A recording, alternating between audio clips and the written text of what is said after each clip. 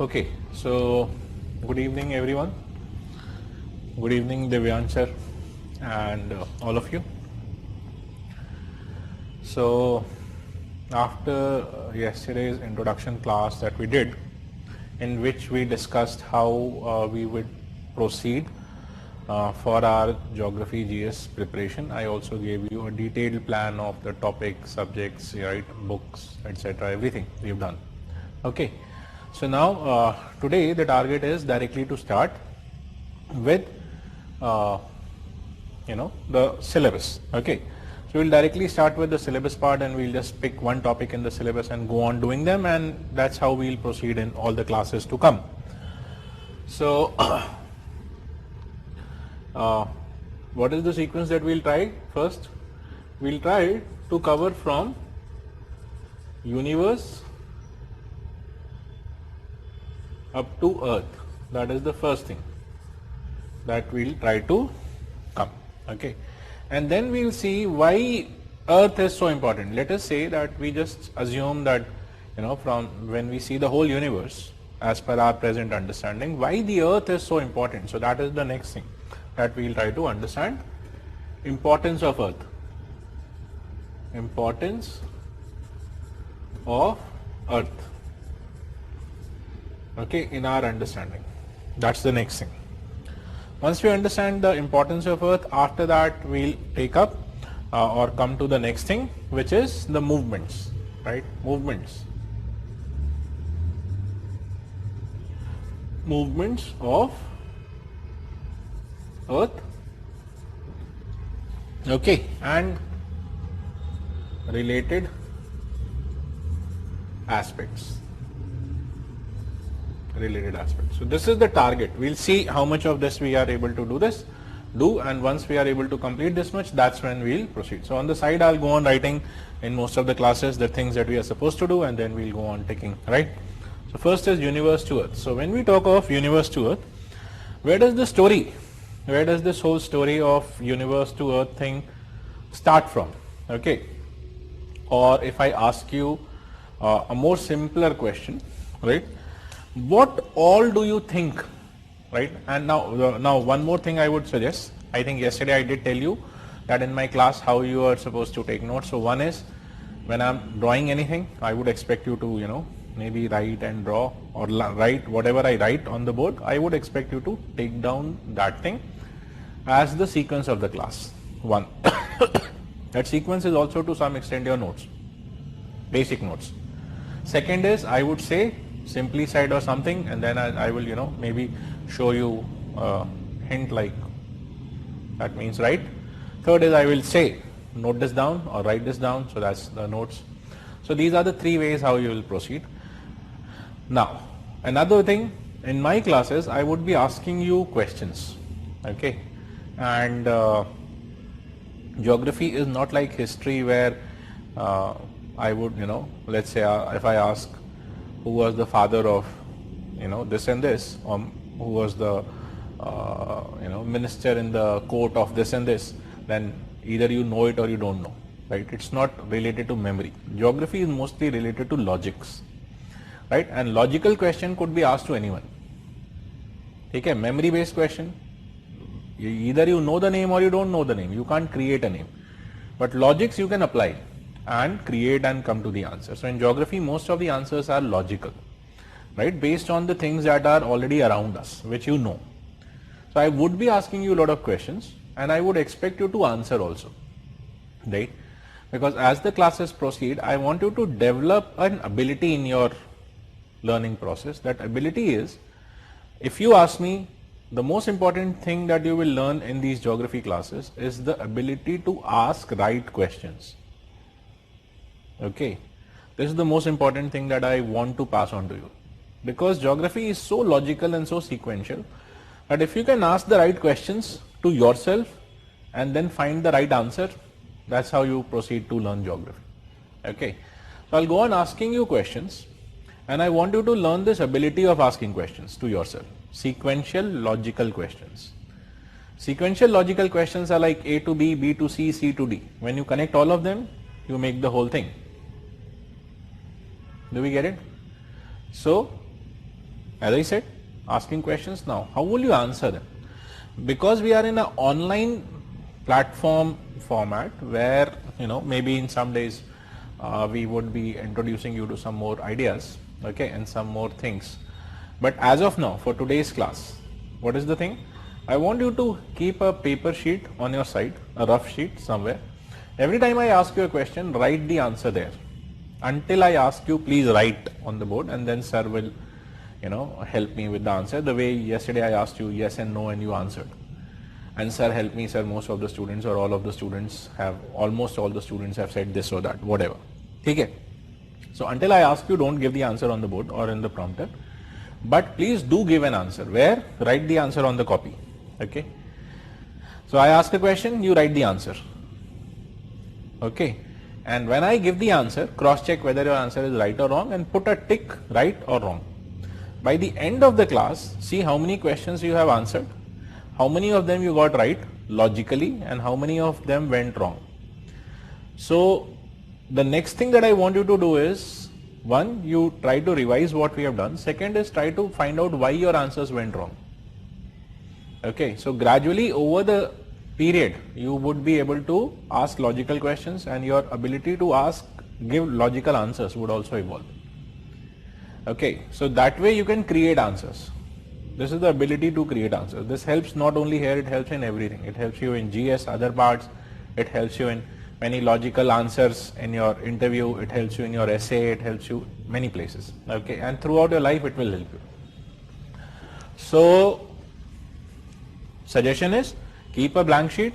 I ask a question. If I don't ask you to give the answer on the prompter, every time you have to write the answer in your copy and put a right or wrong depending on, and see if you're, by the end of the class, if I have asked you 20 questions, see how many of them you got right and how many you got wrong. Okay, that will help you understand how difficult it is for you, okay, and where your logics are going wrong, so you can correct them. Alright, good. So now, as I said, I'll ask you some questions and you have to proceed, and we are trying to understand this first part, from universe to earth.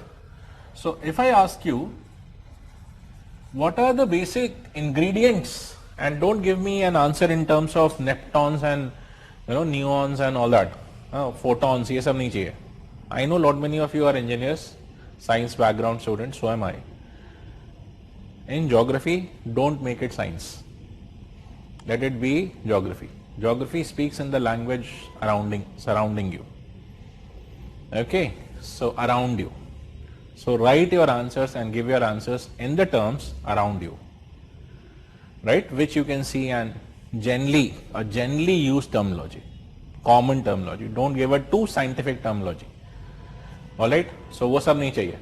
So if I ask you, what are the basic ingredients of which the universe is made up of, or what are the basic ingredients in this universe, if I ask you, what do you think are the answers? What all is there in the universe? So when we say universe, what all is there in the universe? Basic ingredients. I'm not asking you bigger things. I'm asking you very small things which make the whole universe, which are the things which make the universe. Okay. So most of you will get me the answer that, sir, the universe, most probably the answers would be, so the universe is made up of matter, right? Matter, which is filling what? Some space, right? And it fills the space for a given what? Time, right? So it fills the space for a given time, because not any matter does not remain in any given space forever. Alright, so when you see the universe throughout its history or throughout its phases from the beginning till today, you see that over a period of time, over a given space, there have been some matter, and those matter took some shape, and that's how it was. And energy in the form of radiations and all the energy, different forms of energy are there, right? Energies which are holding planets together, energy which is holding a star together, energy because of which you can see the star in the form of light energy, the heat which is coming from the stars such as the sun, right? Gravitational energy, lot many. So they are energy. Okay. So when you talk of the universe, with the beginning of the universe, whenever the universe began, these four things were created. In very simple terminology, four things were created. Time, so time was the first thing to be created, right? And how much time has it been? How much time has passed since the universe was created? Around 13.7 to 13.84 billion years have passed. This much time has lapsed since the universe was created, right? 13.7 to 13.84. Different sources give you different this thing. So we'll just take the rough numbers. Four things created. First was time. The second was space. All the space which we call the universe was created like this. All the space. So space was the next thing to be created in this process. Alright. So first time and second space.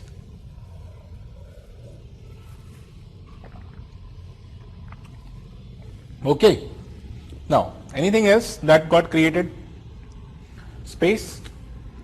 Then was energy. Okay. Energy in the form of lot of energy, because initially the universe, when it was created, it was too hot.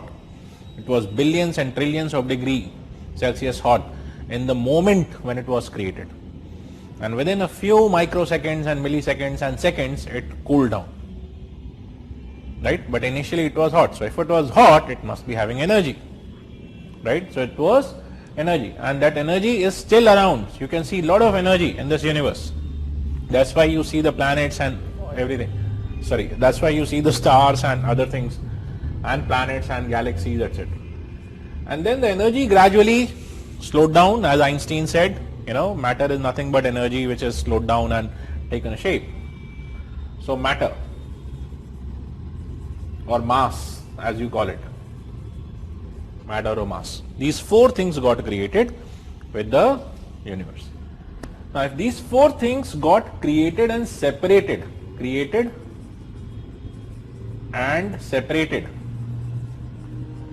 when they were created and separated as per Big Bang theory. Which theory? Big Bang theory. Around this time we had a Big Bang, a big explosion, okay, an explosion.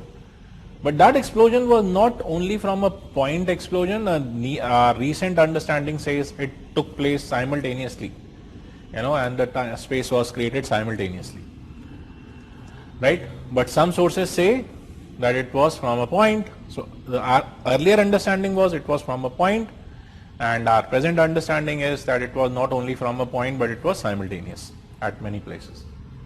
Okay, which means many places means simultaneous. The space was created simultaneously. Okay, so as per your previous understanding, where was all this time and space and energy and matter previous to Big Bang? Before Big Bang, where was all this? All of this was into one thing, what your NCERT calls as a primordial particle. Primordial particle or atom. They have used the word atom, but it was actually not an atom as in chemistry. Means just one thing, something. One atom means, primordial atom means, or primordial particle means one thing in which everything was there. All the space, all the time, all the energy, all the matter was in that to begin with. It means it was not separated. So before Big Bang, it was not separated. Another scientific word for this state, this primordial state, is singularity. So before Big Bang, there was singularity. What was there before Big Bang? Before Big Bang, we had singularity. Okay, so just before Big Bang, there was singularity. Singularity means oneness. Oneness. And from that oneness, everything was created. right? And this is where it resonates with religion also, right? Because we say everything comes from one.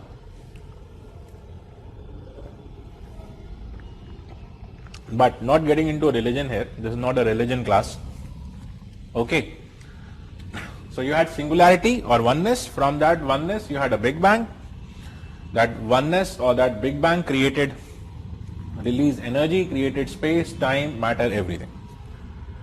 Now, after this, what was the next thing? So first step, singularity, the ones who want. This was before 13.84 billion years before present, singularity. Second, Big Bang. When? 13.7 to 13.84 billion years before present, somewhere around that time, Big Bang. What did the Big Bang create? It created the universe. Third thing. What was the universe made up of? Universe was made up of 4 things. Which were the 4 things? These are the 4 things of which the universe is made up of. Time, space, energy and matter. Okay? Good. Now what happened next? Gradually this matter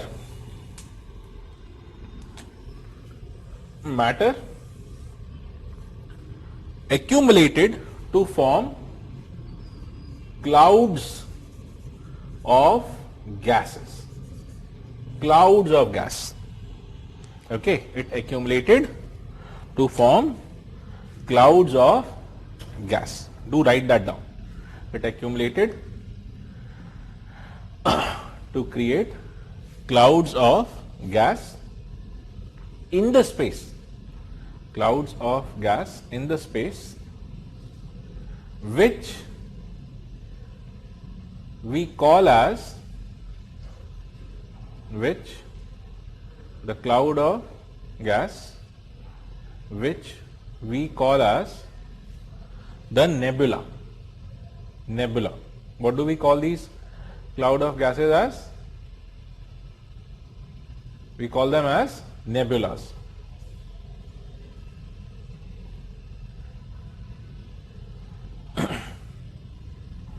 Okay. Good enough. Now, what was the size of these nebulas? The size of this nebula or cloud of gas was somewhere around 80,000 to 150,000, 1,50,000 plus. Doesn't end. It can be more. It can be 200 light years. This big nebulas were created, of this big cloud of gases were created, and the word for these cloud of gases was nebula. Right? Nebula. Cloud of gases were created which were called as nebula. Right? Very large.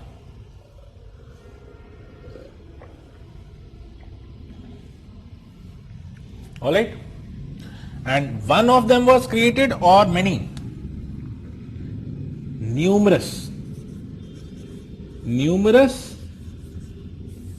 clouds of gases were created. Not one, numerous clouds of gases or numerous nebulas were created of huge size, up to 2 lakh light years, that big.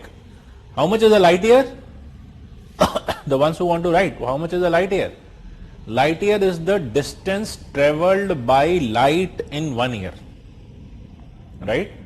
Light year, the ones who want to write, light year is the distance travelled by light in 1 year. Okay. So this was the next thing created in our sequence. Fifth thing, the nebula. So first, singularity. Second, Big Bang. Third, universe. Fourth, the 4 things. Fifth, from the matter you got the nebula. So nebula was the next thing to be created. Alright, creation of nebula. Then what happened next? These nebulas were to be later on called as galaxies. Galaxies. They only were to become galaxies when stars were formed within the nebula. If you want, you can write also. These nebulas were to become galaxies. Which nebulas? The nebulas which were this big, not all nebulas. Nebulas which were this big, they were to be called as galaxies when stars, many stars, numerous stars will form within them. When numerous stars would form within them. Okay? Do we get it? When numerous stars will form within them, they would be called as galaxies. So, just to give you an image, image impression of the older understanding of the Big Bang. So, what does the Big Bang look like? You can see on the board. That's what the Big Bang looks like. Okay, this is what we expect the Big Bang to look like. Okay, a huge explosion, right? And after the Big Bang, you have the universe formed, and in the universe you have time, space, energy and matter. And then the next thing that I am going to show you, this thing. This is what a nebula looks like. A real nebula. That's a real nebula image taken by telescopes in the space. That's what a huge nebula in the space looks like. Right? You can see it's almost the size of a galaxy, but the only thing is that there are no stars within them. It's just a gaseous cloud, huge gaseous cloud, spread over lakhs of light years region. Can you see that? Can you see how small the stars look with respect to those nebulas? Can you see? In that image, can you see how many stars, millions of stars or billions of stars can be there within a nebula? Right? So that's the size of a nebula. That's a real nebula. Okay? Now, these nebulas only would later on become what we call as galaxies, something like this. These are galaxies. Right? Different types of galaxies. I won't get into the types of galaxies here. I don't want you to write that down. You just have to understand that galaxies will be formed, different galaxies. So what are galaxies? Galaxies are made up of, if you want you can write, which I think I have already dictated once. Galaxies are formed from the nebulas when stars form in the nebula. Something like this you have written. Right? When the stars will form in the nebula, they will become galaxies. Okay. So this is how galaxies form. And galaxies have what?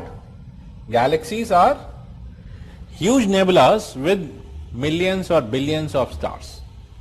Galaxies are huge nebula with many stars and more things. There are more things, not only stars, there are more things, right? We call them as celestial objects, all of them, stars, planets, everything, we call everything as celestial objects. Celestial objects, right? So celestial objects is the word that we use for everything. All the things that you see in the space, we call them as celestial objects. Right, so there are many other celestial objects. So that's what your galaxies are. Galaxies are huge nebulas with many stars in them. All right, is this much clear? Very good. Now, you might ask me, sir, what are these nebulas made up of? So, in the beginning, the nebulas were made up of hydrogen. All the nebulas were mostly made up of hydrogen. All the nebulas are mostly made up of hydrogen. Mostly. Okay? All the nebulas are mostly made up of hydrogen. And hence, the galaxy is also mostly made up of hydrogen. Galaxy is also mostly made up of hydrogen. Now, what is hydrogen? Hydrogen is an atom. Right? And which are the different atoms? The ones who have forgotten. बहुत सारे आप में से हो गए ऐसा जो भूल गए एटम कौन कौन सा होता है sir? Which are the atoms? So just to give you an idea, I'll show you the periodic table. You know, this is hydrogen here on the top. This one is hydrogen. Then you have helium, lithium, beryllium, goes on, goes on, goes on. Right? So all these goes on. And I want you to see up to iron, iron here. Okay, so I'll put them by a bluish line for a purpose. There's a purpose why I'm doing this. So you can see this. I'll put a thick blue line through them. So hydrogen we have seen. Where do we find hydrogen? And then you have helium, and then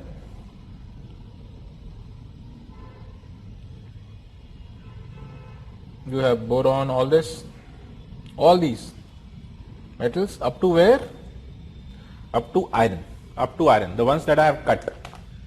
Okay, so all these are there in the, so we have to talk of this. So up to galaxies you have hydrogen. Then what was the next thing in the sequence form? So nebula, then you have sixth, galaxy. And in the galaxy, what is the big thing that you have formed? In the galaxy, what is the big thing that we have formed? Nebula was 5, galaxy is 6. What is the big thing that we have formed in the nebula? The star. So star is number 7 in the sequence for our understanding. Okay, so what do you get? You get a star, right? Star. And what does the star begin as?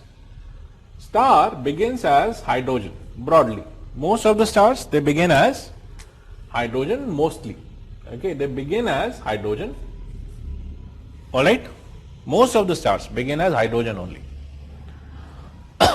And then, in the star, nuclear reactions take place. Nuclear reactions take place. In the star, nuclear reactions take place. Right? What does the nuclear reaction form? These nuclear reaction from hydrogen form helium.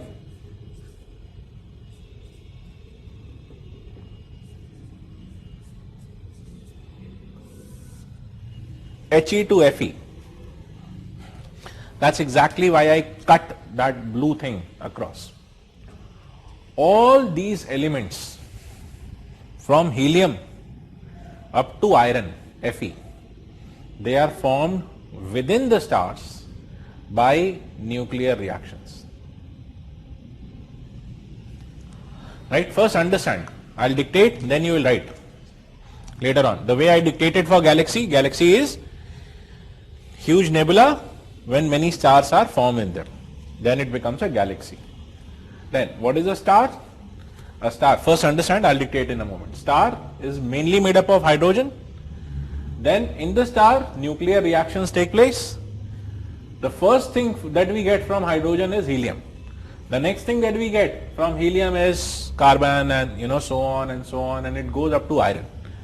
And everything up to iron is formed in your periodic table. Everything up to iron is formed by nuclear fusion within stars. Keep that in mind. Okay. So there are different processes, the 3 alpha process and other processes, because of which they are formed. Okay, I don't want you to get into this, right? You have nucleosynthesis process which gives you hydrogen, and the fusion reaction which gives you the helium. So you have, and then further you have more reactions. So I don't want you to get into all those reactions. That is science part. You do that in your science. Here only the sequence is important for me. Okay, so I'll just tell you the sequence. The sequence I hope you understand.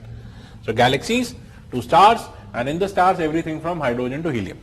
Sorry, hydrogen to iron forms in the star. Then what happens next? Then these stars, right, later on these stars might explode. Okay, explode. Big stars, small stars, they might explode. If the star is big enough, right, big enough, right? If big enough, then and I'm writing this, just let it be there. I'll give you time to write, okay, because first I have to dictate you that star thing, then I want you to write this, okay. So I'll give you that time also. Let me just write this, understand, then I'll dictate that star part. I'll give you the time to write this also. If big enough, then the explosion is called supernova.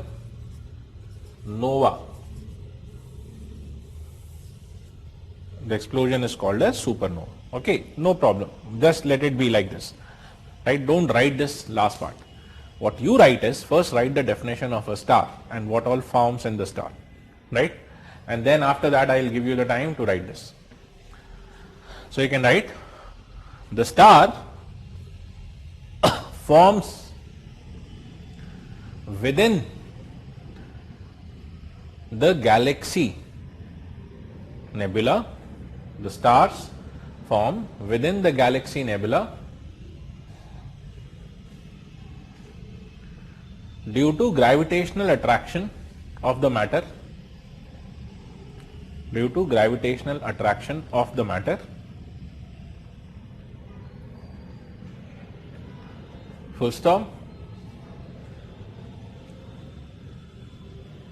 This, the star forms within the galaxy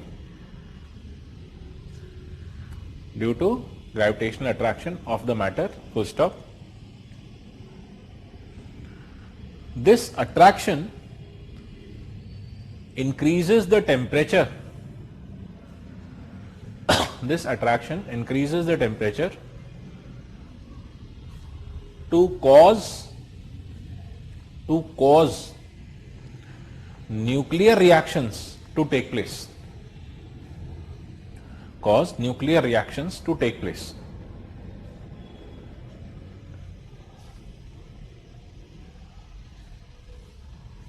Hence turning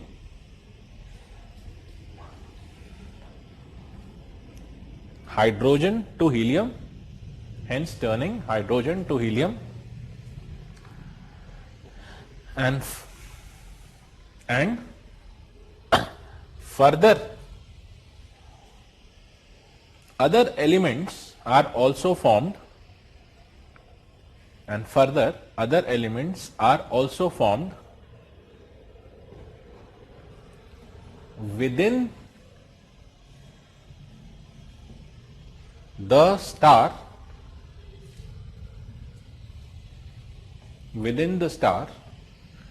up to iron in the periodic table. Within the star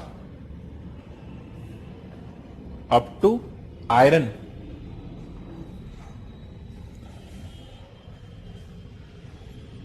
as in the periodic table. Up to iron as in the periodic table.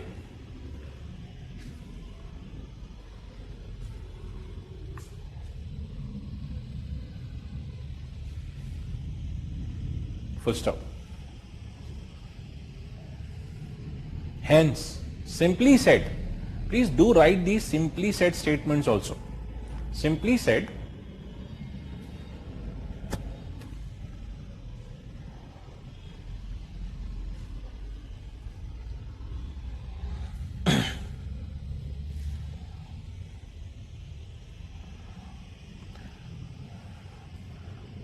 the galaxy nebulas are formed of hydrogen. Mostly, galaxy nebulas are formed of hydrogen, mostly.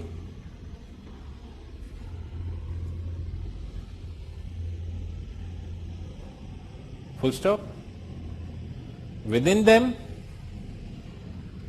stars are formed.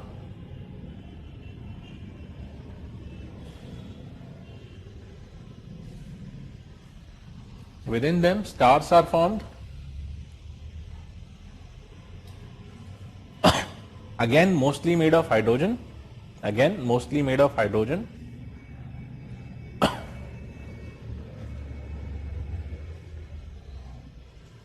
Full stop. Nuclear reactions within stars,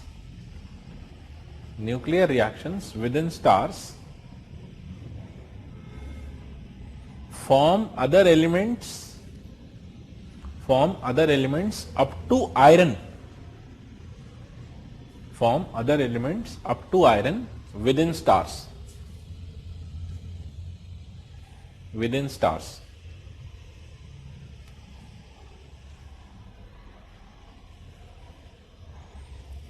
Full stop. Right, that's it. This is a simply said thing. So if you want, you can put the simply said in a box. Whatever you have written in simply said, put that in a box. Okay. These simply said statements are the crux of what you have understood broadly.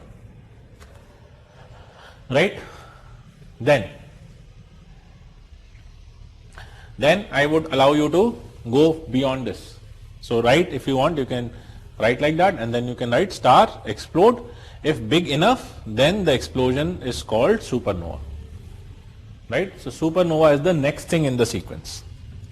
After 7, you have 8. Supernova.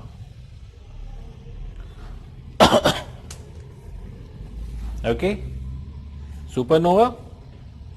And what does the supernova form? All the other elements of the periodic table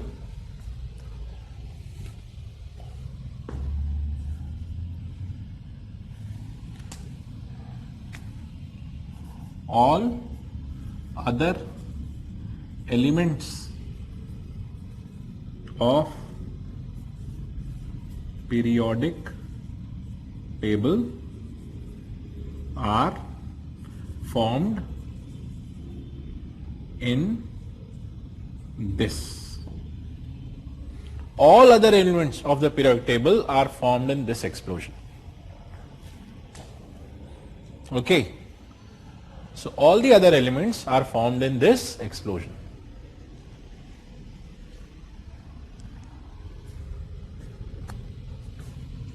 Okay. So I don't have to explain what is a supernova explosion because I have already written that statement. So if the explosion is big enough, you call it as a supernova explosion. The stars explode. If the explosion is big enough, you call it as supernova explosion. And all the other elements of the periodic table, all are formed in this. Okay, all the remaining naturally found elements in the universe are formed in this. I have not talked of lot many things here. Right? For example, some of you might be thinking, sir, where is the dark energy, dark matter, all that. You do that in your science, not needed in geography. I don't need it here. Okay. So supernova, all other elements. So now what do you have? After the supernova, what is there? Now please do write one more line here. During the star and the supernova stage, not all the hydrogen is consumed. During the star and the supernova stage, not all the hydrogen is consumed. And substantial part of the hydrogen still remains.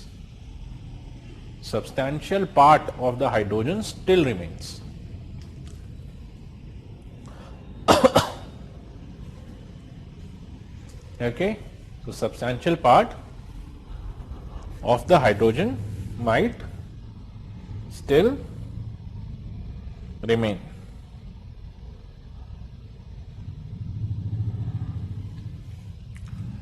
Now, what will that lead to? Please see here.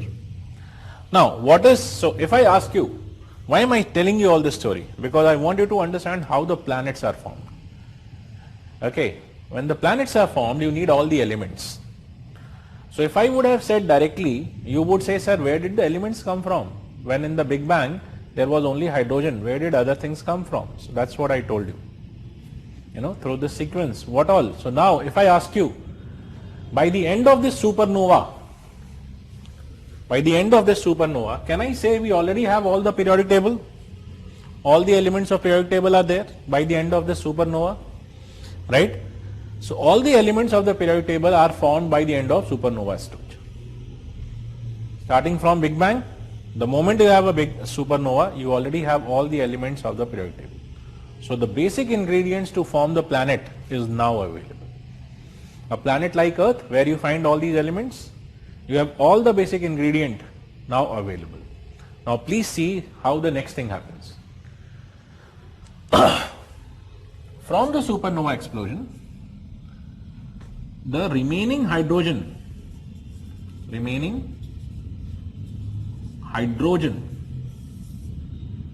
might form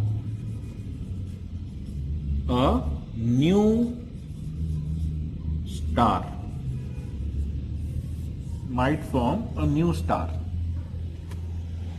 Right? Example of this is our sun. Our sun was formed this way. Okay? And when was our sun formed? Started from 5.6 billion years before present, completed by 4.6 billion years before present. Started 5.6, completed 4.6 billion years before present. Our sun was formed this way, right, from the remaining parts of a supernova explosion. Then you would be interested in knowing when did that supernova explosion took place. It took place somewhere around 8.3 billion years before present. A supernova explosion which gave us our sun happened approximately 8.3 billion years before present. We had a supernova explosion in the universe. All the matter was formed by then. So obviously there was a father to the sun. Okay. So, so this star was the father of our sun. And when that star died, exploded, the remaining material of that star gave us our sun. And our sun was formed 5.6 to 4.6 billion years before present. And everything that I am telling you comes from NASA's official documents. Right? Do we get? So European Space Agency and NASA, when you put them together, your NCERTs don't give you all this. So from there. Why I want you to know this? Because in the prelims they have been asking questions around this. So they can ask you. Okay. Remaining part of the science, you do it in your physics and in your science thing. Because all I want is you should understand how the earth was formed and how the planets were formed. So this is our sun formation. Right? 5.6 to 4.6 billion years before present. Supernova, remaining hydrogen forms the new star. The new star example is our sun. Right? But does it form only the new star? No. What? So remaining hydrogen gave us the new star, and the remaining other elements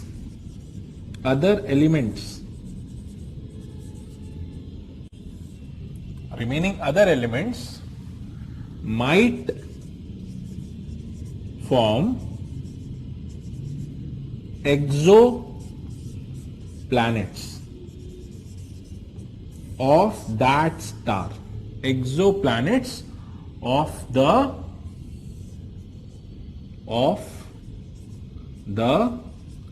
new star. Exoplanets of the new star.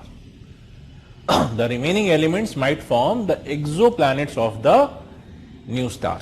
Now, example of this, do we have example of this exoplanets? Yes, we have examples of this exoplanet also. What are the examples? Planets of solar system. Our solar system. Planets of our solar system are the examples of this kind of formation. planets of our solar system are the examples of this kind of exoplanet and new star formation. So basically, if you keep the example away, this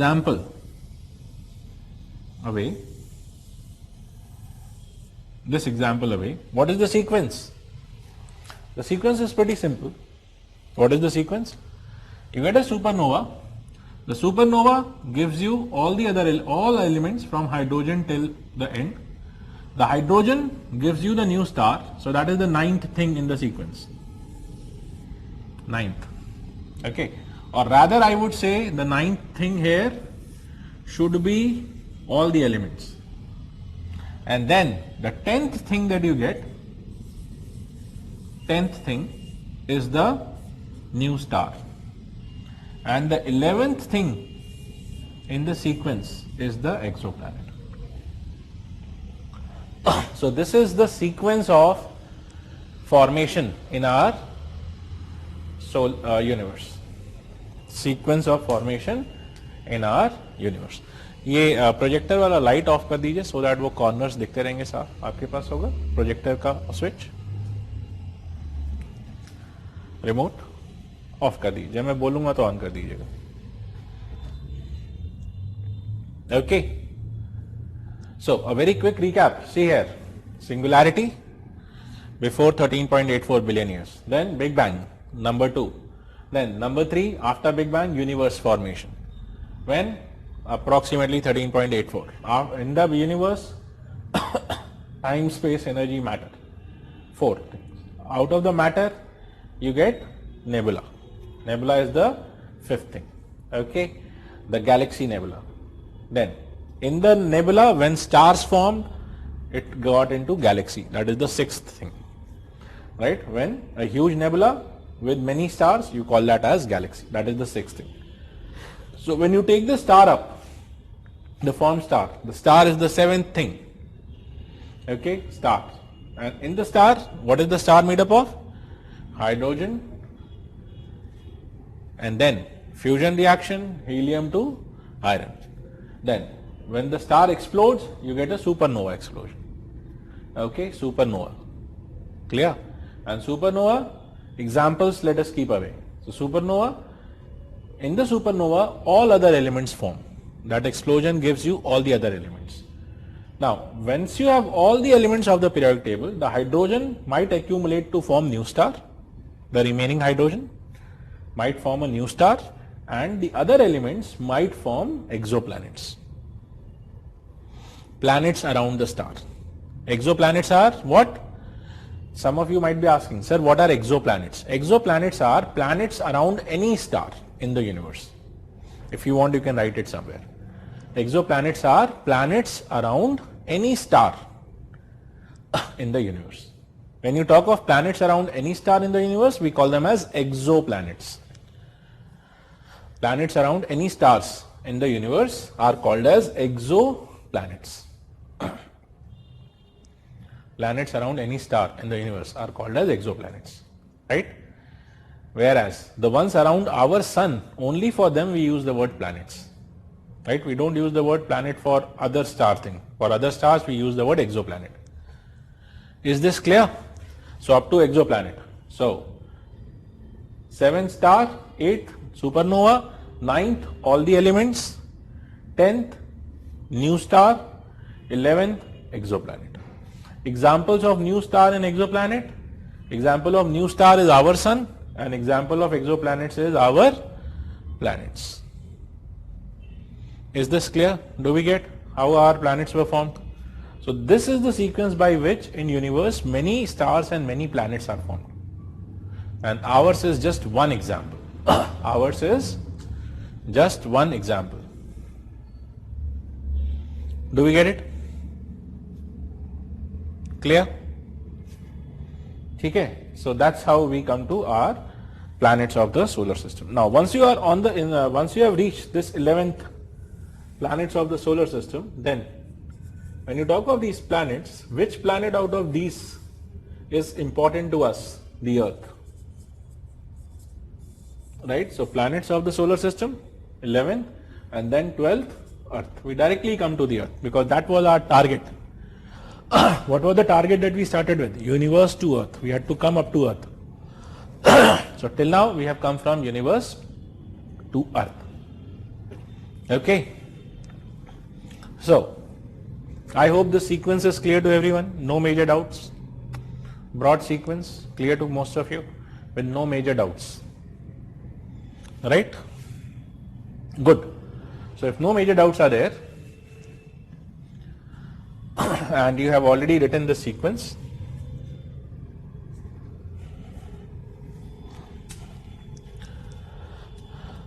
what I can do here is,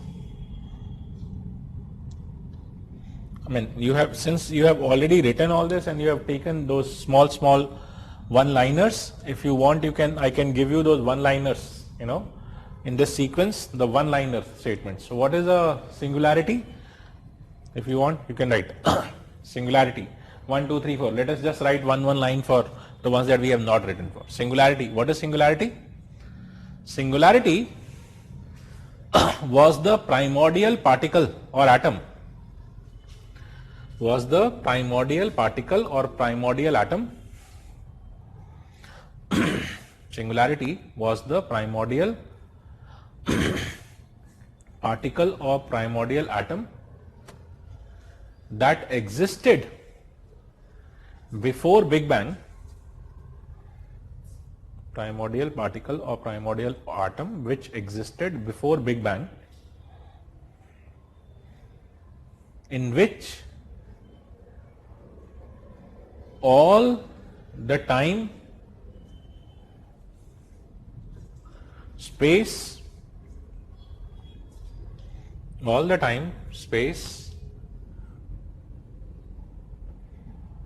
energy and matter, all the time, space, energy and matter of the universe existed.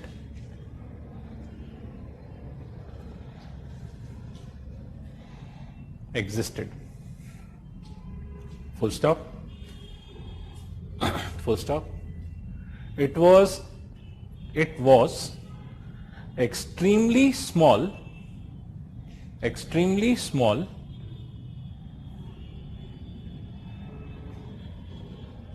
and extremely dense, denser than anything that we ever have known. Extremely dense, extremely hot, trillions of degrees Celsius, extremely hot, dense, hot,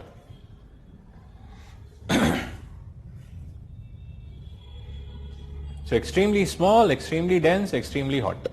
This was the character of the singularity. Okay? Full stop. That's it. This is singularity. Next, 2. The second formation, Big Bang. What is Big Bang? Big Bang? Big Bang theory or Big Bang as you can call. Big Bang was the explosion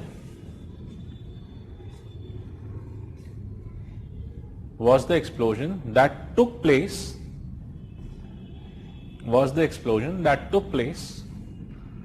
somewhere around 13.7 to 13.84 billion years before present,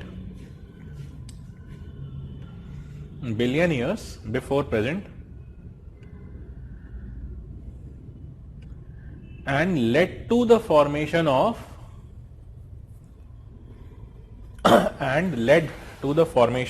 the universe.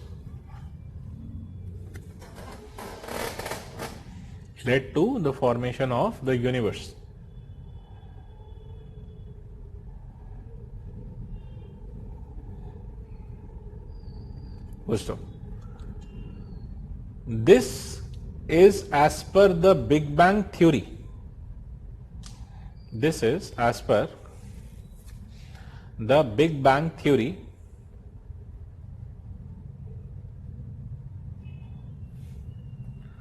which is presently, this is very important, and underline, and if you want double underline, presently, which is presently the most accepted, which is presently the most accepted theory,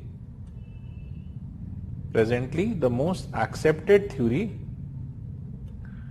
about the formation of the universe. Most accepted theory about the formation of the universe.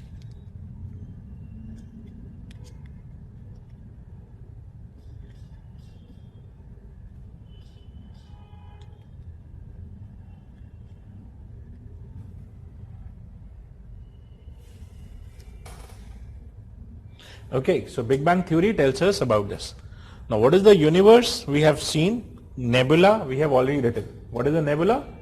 A nebula is a extremely huge cloud of gases. Which gas? Hydrogen, primarily hydrogen, right? So what is nebula? A nebula is a cloud of gases in space, right? A nebula is a cloud of gases in space, mainly made up of hydrogen. Cloud of gases in space, mainly made up of hydrogen.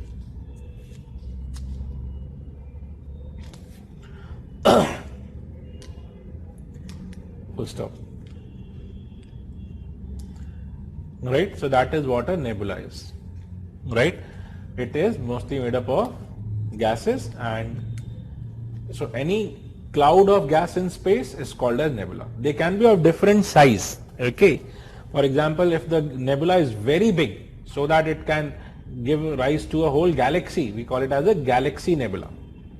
If the nebula is within the galaxy, a smaller cloud within a big cloud, right? Suppose this room is one cloud, and in that my hand is another cloud, a small bunch of gas. So this would be a small nebula within the bigger nebula. You can have that also. So smaller nebulas can give you smaller formations, such as star. So stars can also form from smaller nebulas, right? Actually, that's how they form, because stars are also made up of hydrogen. So they are also made up of, so we call them as star nebulas or stellar nebulas. So you can have galaxy nebulas, you can have stellar nebulas, you can have smaller nebulas also, okay? So nebula is nothing but a cloud. The way in the sky you see, sometimes you see very big clouds, many times you see very small clouds. So all of them are clouds. Same ways, in the universe you might have very big clouds as nebulas, and you might have very small clouds as nebulas. Is that clear? So hopefully we understand what is a nebula. It is mostly gaseous cloud in the universe. Okay. So nebula. Then what is a star? Star is made up of mostly hydrogen, so I don't have to explain. What is a supernova? It's already written, so I don't have to explain. Elements, how they were formed, we understand. Okay. Then the other things. Now what is an exoplanet? I have already said. So we have written all these terms which are there on the board. Okay, so now the first part of what we were supposed to do is over. This part. So I can take this, right, for the target of the day, and now we come to this, importance of the earth. So now put the next subheading, importance of the earth. Importance of the earth. Okay. So what is the importance of the earth? If I ask you what is the most important thing that differentiates the earth from the other planets or any other things in the universe, the answer I think that most of you would give me for this is life. Life as we know, as of now, exists only on earth. Okay? We might, I'm not saying life does not exist anywhere else. All I'm saying is life life as we know, as of now, in the universe, life, I'm so sorry, my throat Just give me a moment. Let me drink some water, clear the throat.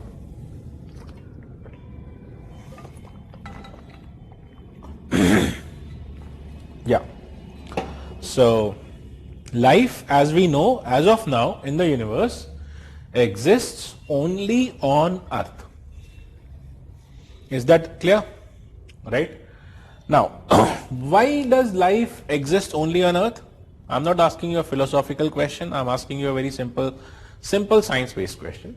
Life exists on Earth because it is supported by water, right? Water. What is water? Water is H2O in liquid form. And H2O in liquid form requires a temperature of 0 degree to 100 degree Celsius, right? 0 degree to 100 degree Celsius. Now you might, and this temperature is a very special temperature. Okay, this is one thing that, you know,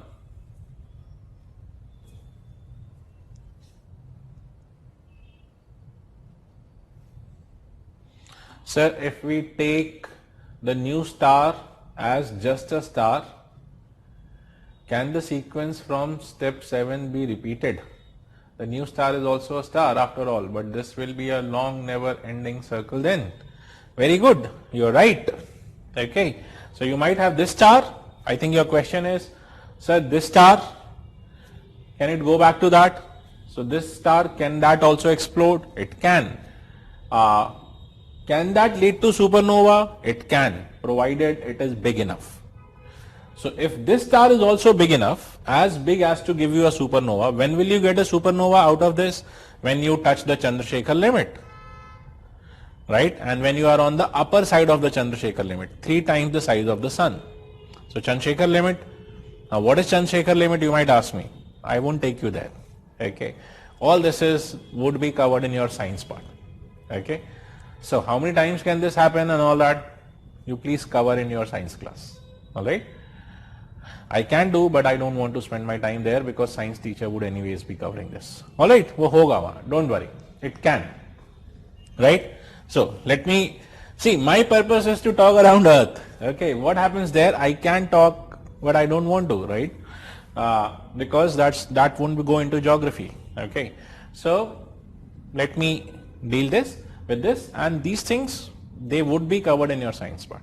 If not, by the end of our geography class, in the end I might cover, if they are not covered there. Okay, but they would be covered, don't worry.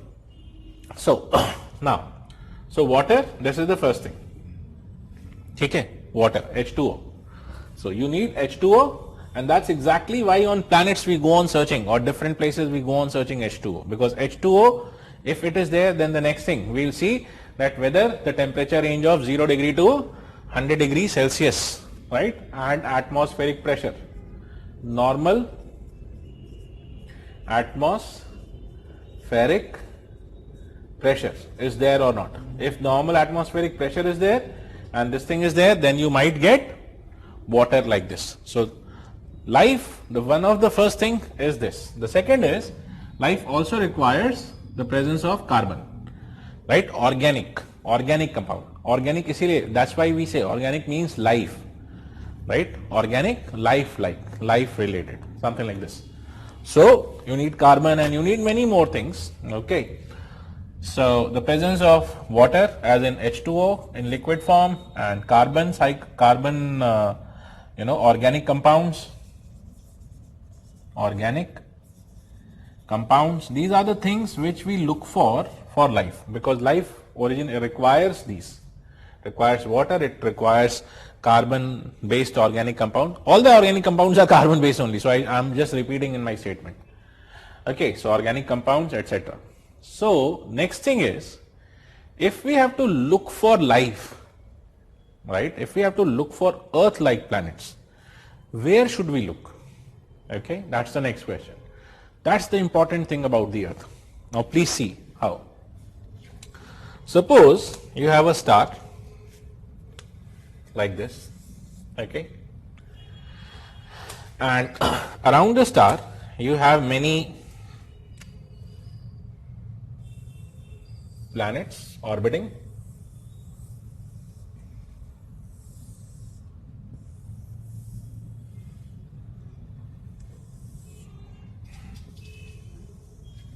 something like this, let us say, okay, and एक इधर भी बना देते हैं.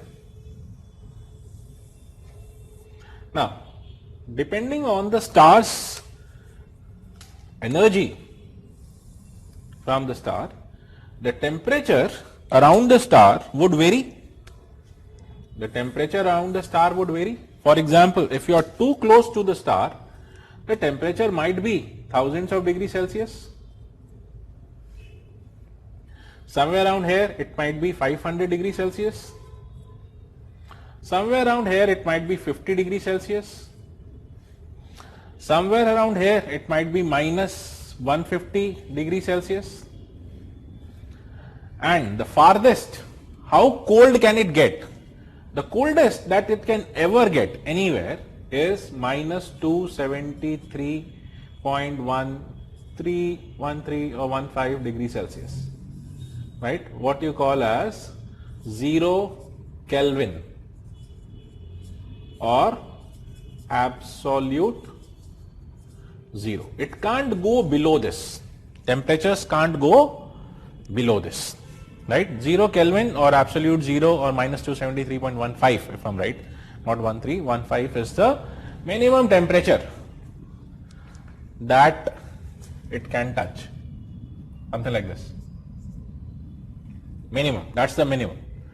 So the coldest temperature possible is minus 273. But what is the hottest temperature possible? The hottest temperature, there is no limit to that. Why?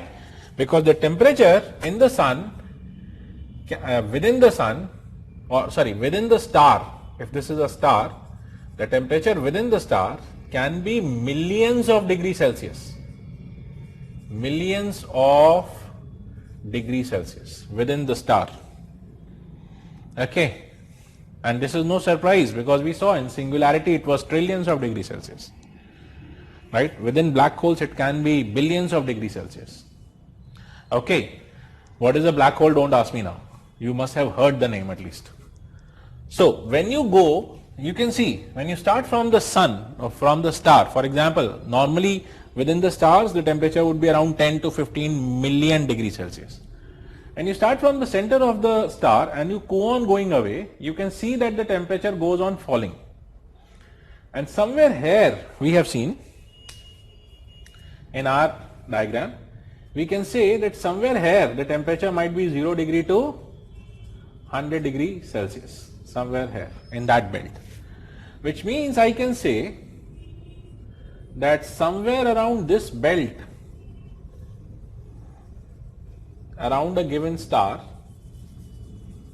somewhere around this belt, around a given star, if I have a planet, okay, at that given distance, and obviously you can see there is a distance to it, right? So somewhere around that distance, if I have a star, I'll repeat. If around any given star, at a given distance where the temperatures can be 0 to 100 degrees Celsius, if there is a planet, a solid planet, there could be possibility of liquid water there. Can we say that as per our present understanding? Okay. So I'll draw that now. See here. All I'm doing is I'm drawing a planet here. The blue planet. Why do we call our planet blue? Because you have water on it, right? The blue planet, it is called as the blue planet because of the water, right? Liquid form. So what is this region's importance? What is the Earth's importance? Earth's importance is that Earth is that planet located in the belt around the sun where the temperature on the planet can be between 0 to 100 degrees Celsius. You get it? And thanks to that, because of that temperature, you can say liquid water is found on the Earth. And because liquid water is found on Earth, that is one of the important things which has supported life on Earth. right? So life on earth is possible thanks to this liquid water. Do we get? So how do you get this liquid water?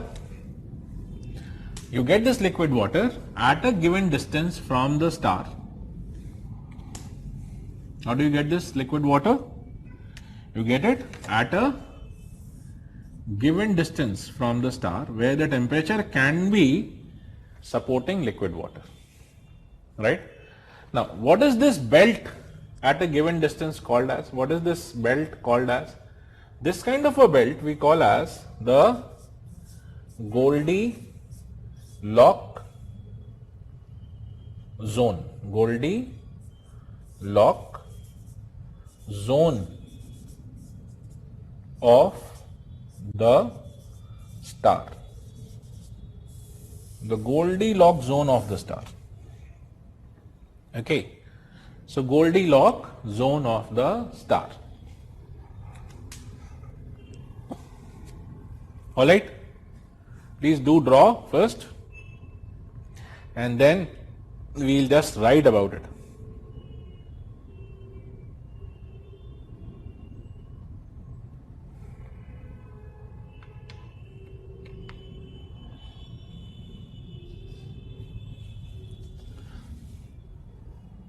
Right? Once you have drawn this, then write down. We have to write about Goldilocks zone because Goldilocks zone makes Earth important.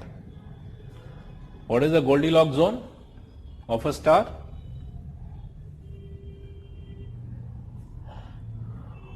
Goldilocks zone, should I dictate? So you write. Goldilocks zone is a belt or a region or a zone, is a belt, region or zone around a star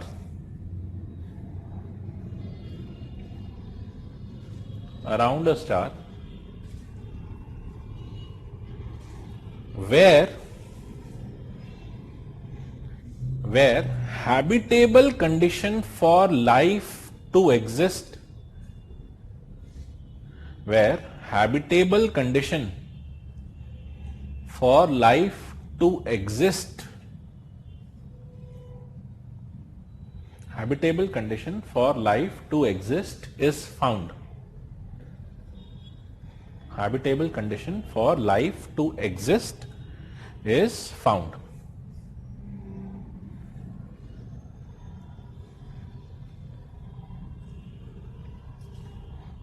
Full stop. Hence, once we are able to calculate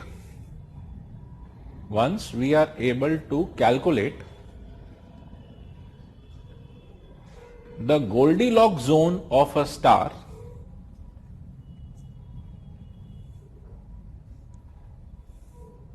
once we are able to calculate the Goldilocks zone of a star based on our observation of the star, based on our observation, scientific observation, not naked eye observation, based on our scientific observation of the star,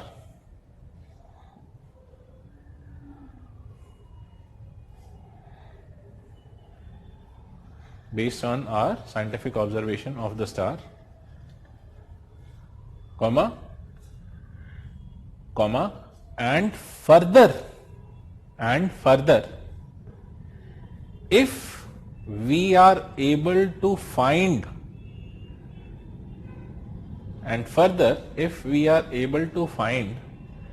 any exoplanet in that Goldilocks zone, if we are able to find any exoplanet, in that Goldilocks zone of that star,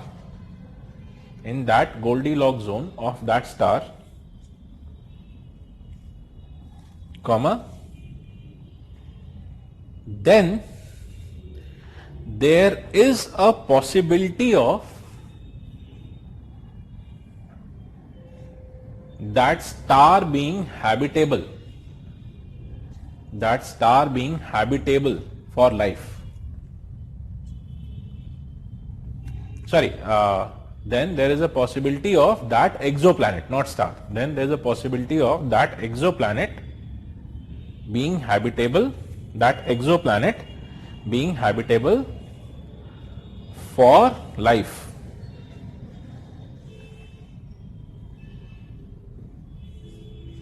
That exoplanet being habitable for life, and hence possibility of finding life in the universe, possibility of finding life in the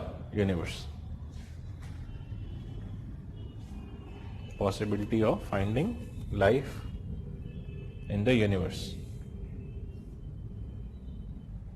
Or future colonies for human, whichever way, or future colonies for human.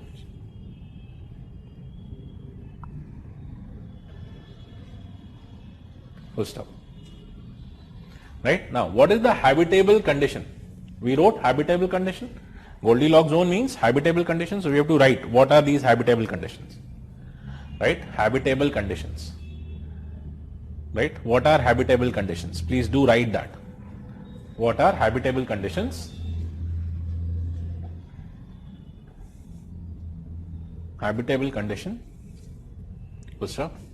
This includes suitable temperature range,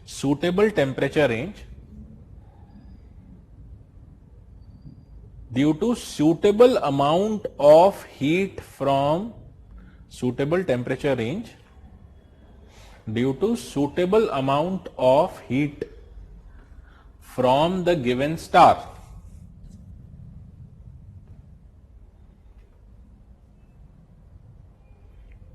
From the given star. Within bracket, temperature ranging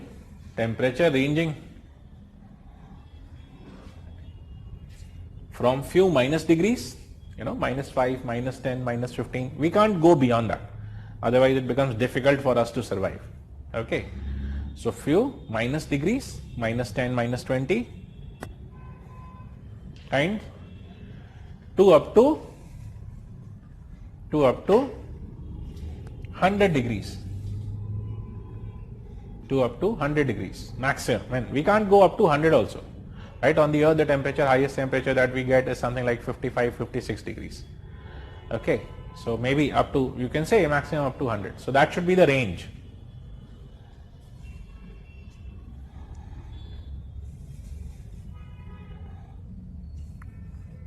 Full stop.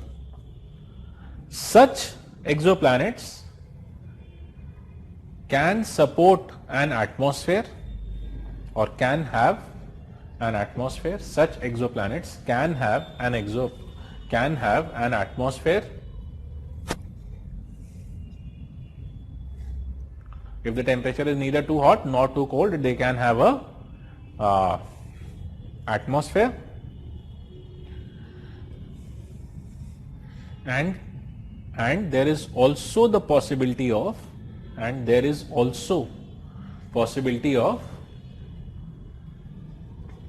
finding water as a liquid or in liquid form.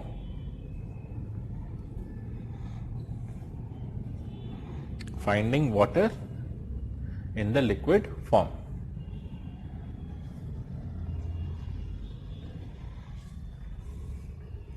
So these are the preconditions for a region being habitable. These are the preconditions for a region being habitable. Okay, so that's what your Goldilocks zone is. Hopefully we understand. So this is the importance of Earth. What is the importance of Earth? What is the importance of Earth? Earth is, or Earth lies within the Goldilocks zone of the Sun. Earth lies within the Goldilocks zone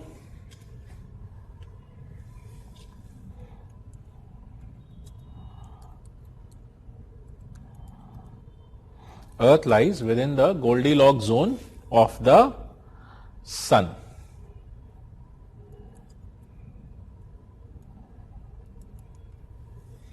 Earth lies within the Goldilocks zone of the sun, and hence it is a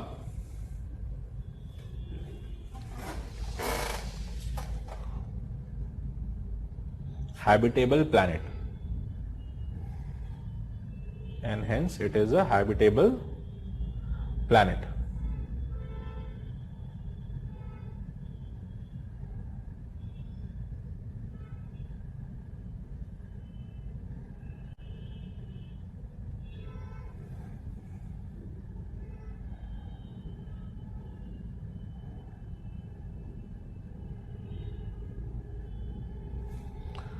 Okay, so this is the importance of Earth, that it is the only Goldilocks zone, one of the very Goldilocks zone planet that we know. Okay, for very distant stars, at times we do find some this thing, and then when we further study, many times they don't have atmosphere or something other. So Earth is unique in this way that presently it is the only place where we know life exists. Okay, and we are searching for more Goldilocks zone planets or exoplanets in the universe so that we can find life. So if you are searching for life in the universe, you shouldn't search everywhere. Okay, you should search only in the Goldilocks zones of different stars. That's where the possibility of life is there. Is that okay? So good enough. Hopefully we understand the sequence and we understand the importance of life and all this, right? So next thing, once we understand suitable distance from the sun where the life can exist. So after this we come to the next part. That's it. This is your second part of the story also done. Importance of the Earth. Earth is in the Goldilocks zone. Now the movements of the Earth and related aspects. So next, I think before the movement there is one more additional thing that I would write here. The shape of the Earth. Okay. Shape of the Earth. Please do write that. Shape of the Earth, because the shape of the Earth will help us understand the movement of the Earth easily. Okay. So shape of the Earth. That's the next thing. What do we mean by the shape of the Earth? And then we'll move on to the movements of the Earth. Okay. Hopefully no major doubts. Things on the board are clear to most of us. Okay. So if you allow me, can I rub all this so that I can take you to the next thing? Right. Hopefully all of you are able to write the things that I am dictating. Your doubts around that dictation and all that story is also taken care of.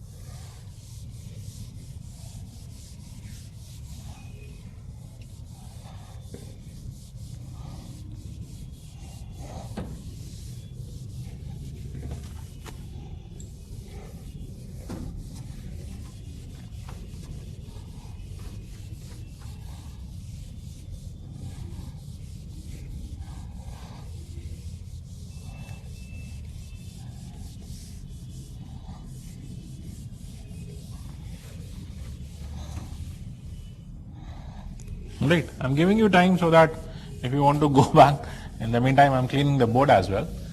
But time for you to go back and add, revise anything.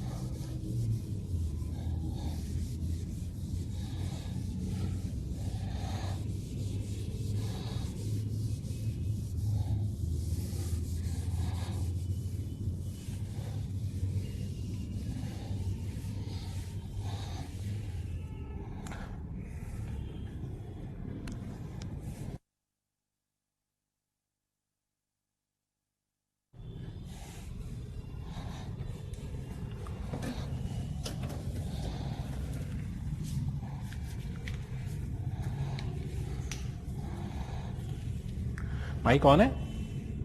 Mic on है, एक बार check कर लीजिए.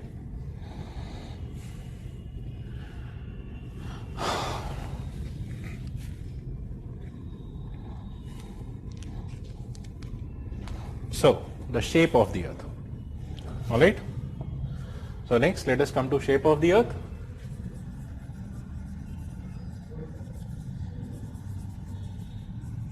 All right.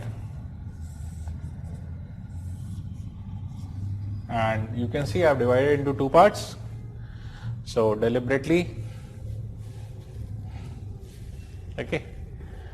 So shape of the earth. So when you talk of shapes, all right, any type of shape that we talk of, बस इतना ही कर दीजिए, शुक्रिया. When we talk of any types of shapes, there are two ways you can talk of shapes. One is the theoretical discussion about shapes, and another one is the practical observable. Okay. For example, when you see in nature, right, around you, you see different shapes, right, and we call them by different names. Okay, for example, when you see a ball, you call it as spherical. When you see a ring, you call it as circular. Okay, something like this. When you see a table, you call it as rectangular. Okay, rectangle or cuboid, whatever. Okay, bed box, you will call it as a cuboid. All right, whatever. So this is how you call. Or when you see the globe, you call it as a spherical thing. All right. So one is when you see things. Okay. Orange, maybe different, things, tomato and all. So that is one, the natural shapes. The other place where you talk of shapes is in maths, in geometry. Okay. So in geometry also we discuss shapes, right? What is the shape in geometry? Ho gaya, shukriya. Right? So what is the shape in geometry?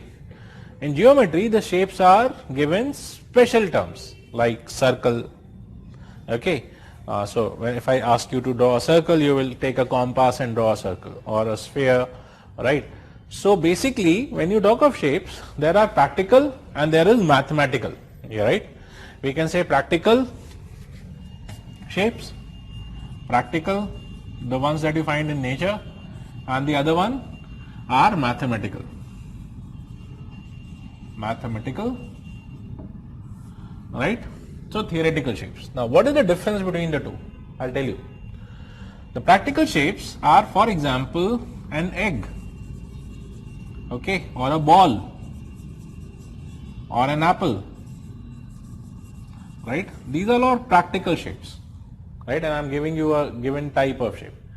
Whereas when you talk in mathematics, you can say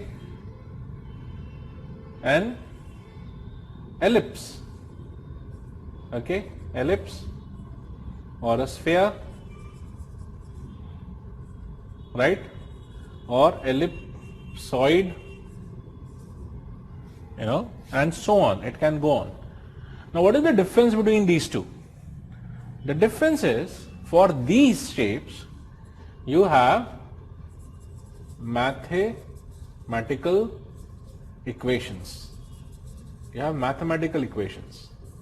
Whereas for practical shapes, you don't have no equation. For an egg, you can't have an equation. Okay, nobody can write you an equation of the egg. Okay, you can have equations with the egg, right? Right? I like egg. I hate egg. So that's your equation with the egg. All right, but you can't write the equation of an egg. Right? I hope you understand what I intend. So basically, these practical shapes, no equation. Mathematical shapes, they have equation. Now, why is an equation important? An equation is important for calculations with respect to, for example, in this case, the earth. If I have to make any calculation with respect to the earth, for example, if I have to send a space object, if I want a satellite to go around, right, that's where I would need an equation if I have to calculate the gravity of the earth. right? I would need an equation of the earth. Do you get it? So you need an equation of the earth shape for calculations, especially when you're talking of, space projectiles, space objects, when you're sending something, or when you want to calculate if something coming from the space would hit the earth or pass by the earth. That's where you need to calculate, and for those calculations you need an equation, right? So now that's because of which we have different terms of different shapes of the earth defined, right? One way of talking of the shape of the earth is like this, right? When you talk to people, they will say earth is egg shaped, ball shaped, apple shaped, orange shaped, right?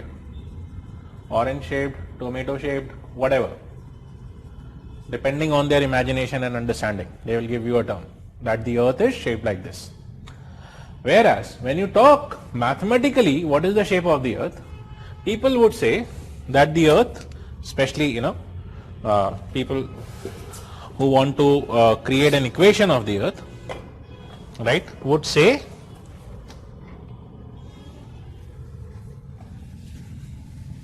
that earth simplest shape that they will say is the sphere. Earth is like a sphere, right? That's the simple. Now, is this shape's equation good enough for very accurate calculations? No. If I just calculate the radius of the earth, and based on that radius I make an equation of the earth, and I use that equation for calculation, my projectiles, my space objects don't go perfectly. Why? Because the earth's shape is not exactly like a sphere. So even if I use the equation of the earth sphere, I won't get the right calculation and things won't go exactly where they are supposed to go. Do we get it? Hence I need something more. I need something more practical. Right? Calculations are very, very important. There is a movie by the name of Hidden Figures, okay, that talks of a lady named Katherine Johnson, if I'm rightly recalling. She was the lady who calculated she was the mathematical brain behind one of the first space objects that NASA sent into space. Before that, NASA was not able to send anything into space because their calculations were not right. So they took the help of Katherine Johnson, on whom they have made a film also.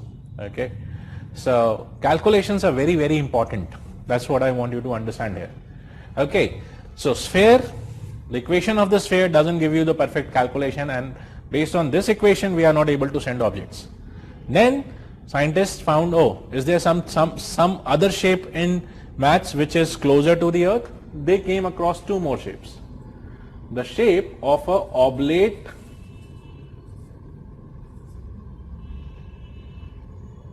ellipsoid. Now this is a geometrical shape, oblate ellipsoid. And what does it look like? It is slightly flatter on the top and the bottom, this being the axis, and it is slightly bulging like this. So bulges here and flatter here, and axis like this. Why do I need an axis? For the rotation, so that it can rotate. So oblate ellipsoid. And another object, another shape, oblate spheroid. Oblate spheroid. The earth shape matches these two shapes. Right? The earth shape comes closest to these two. So if I make the equation of this, that's where it is perfectly fine. When is the earth like an oblate ellipsoid? When it is not rotating. If I want to make any non-rotating calculation, I use non-rotating earth calculation, I use the equation of an oblate ellipsoid, or we use. And when we need to make a rotating earth based calculation, then we use the equation of an oblate spheroid. So oblate ellipsoid and oblate spheroid, these are the two shapes which are the closest to the earth shape in terms of geometry. Do we get it? So these are the two shapes, the equations of which are they give us the most accurate calculation if I have to send any missile or anything, any projectile, anything, anywhere. We use this. Do we get it? Is this clear? Do we get it? So this is what we mean. So which are the shapes of the earth? The shapes of the earth is one group. This is one group in terms of the apple and the oranges and the tomatoes and whatever. Then the second shape is this, simple. For very simple purpose, it is like a sphere. For more mathematical accuracy, the shape of the earth is like a oblate, ellipsoid or a oblate spheroid. They can give you these PD questions. The earth's shape comes closest to, what does it comes closest to? It comes closest to an oblate ellipsoid, right? A non-rotating earth. And if they say a rotating earth, then it is spheroid. Do we get it? So these are the terms. Now there is one more term with respect to the earth's shape. What is that? That is called as geoid. Geoid.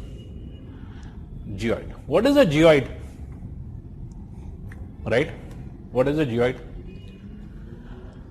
Now, just to make you understand geoid, please see here. Suppose this is the earth, right? And on the earth, I have the water, right? And I hope most of you have heard about tides. Okay? Tides, and I have magnified this tidal bulge deliberately so that all of you can see clearly. Right? I have magnified it. It's not so much, obviously. So suppose there is this moon somewhere here, and the moon is creating a tidal bulge on the earth, right? Tidal rise of the water. So this is the tidal rise of the water because of moon. So obviously this layer of the water is not settled. At two places it is bulging, at two other places it is compressing. Yes or no? This layer of the water is compressing at these two places. You can see water is compressed, and here it is bulged out, right? So what is the geoid actually? The geoid is when I factor out the effect of tides. No tides effect. Now this is practically doesn't happen, right? Practically the no tide effect is never there, because on the earth there is always tide at some place and some other place there is no tide, low tide, and at some other place there is high tide. So the oceans of the earth are in reality never settled, right? They are always bulging towards the moon and away from the moon, 90 degrees from the moon, they are always compressing. The oceans of the earth in reality round the year 365, 24, whatever you call it. Okay. So this is the reality, okay, of the earth, the practical. But for many times for calculation we don't have to add the tide effect. In that case, what do I need? I need the earth where no tide effect is there, which means the sea water is not attracted by any gravity, any other object's gravity. So when I see that level or that shape which gives me that level where there is no effect of tides, that shape we call as the geoid. This shape of the earth with the waters settled. This is what we call as the geoid, right? The shape of the earth with no tide effect and all the ocean water settled at same level, same sea level, right? So I'll dictate this. First you understand this, then we write this. Okay, so what is a geoid? If you want, you can write now. What is a geoid? The geoid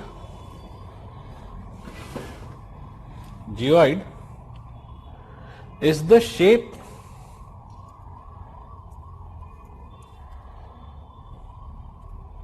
is the shape of the earth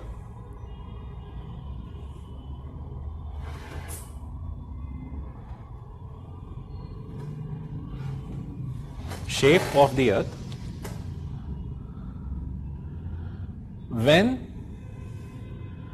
the effect of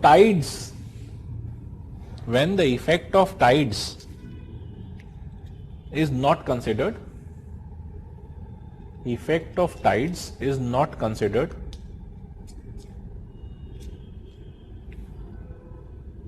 nor any other effect such as winds, etc. Nor any other effect such as winds, etc.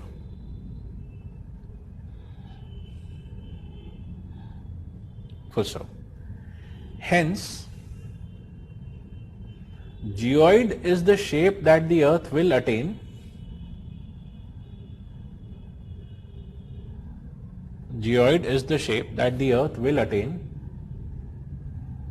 with all its water. Geoid is the shape that the earth will attain with all its water only under the earth's gravitational influence. All its water only under the earth's gravitational effect. That's it. Only under the earth's gravitational effect.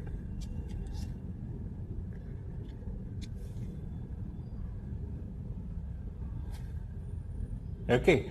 So to that shape we have given a special name such as geoid. That shape we have given a special name and we call that as the geoid.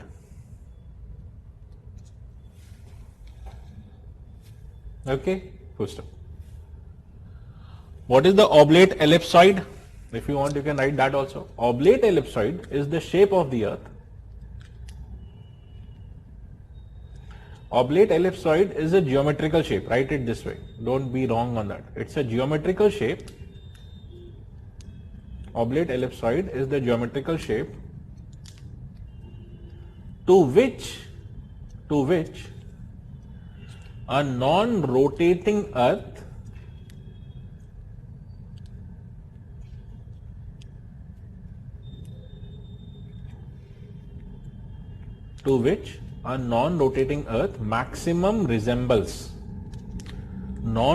earth maximum resembles.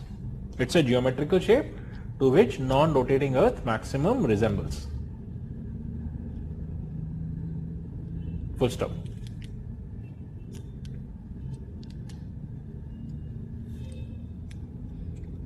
Second, oblate spheroid. What is the oblate spheroid? Same ways, oblate spheroid is the geometrical shape. Oblate spheroid is the geometrical shape to which the rotating earth maximum resembles.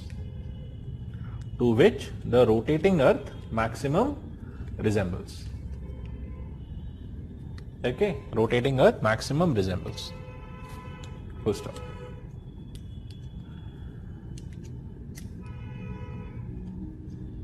Oblate spheroid and oblate ellipsoid. Next line. Leave that paragraph, write the next line. Oblate ellipsoid and oblate spheroid. Oblate ellipsoid and oblate spheroid help us in making earth related calculations.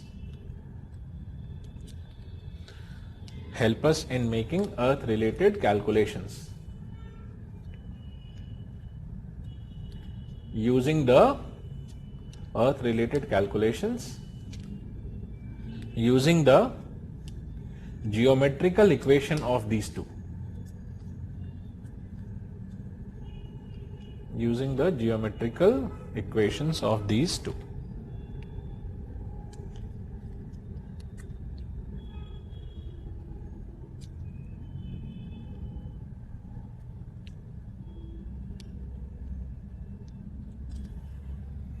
Geometrical equation of these two.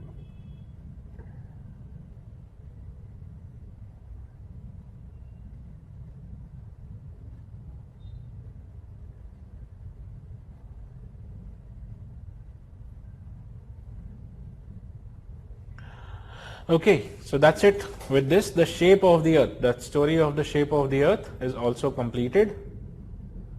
All right, and now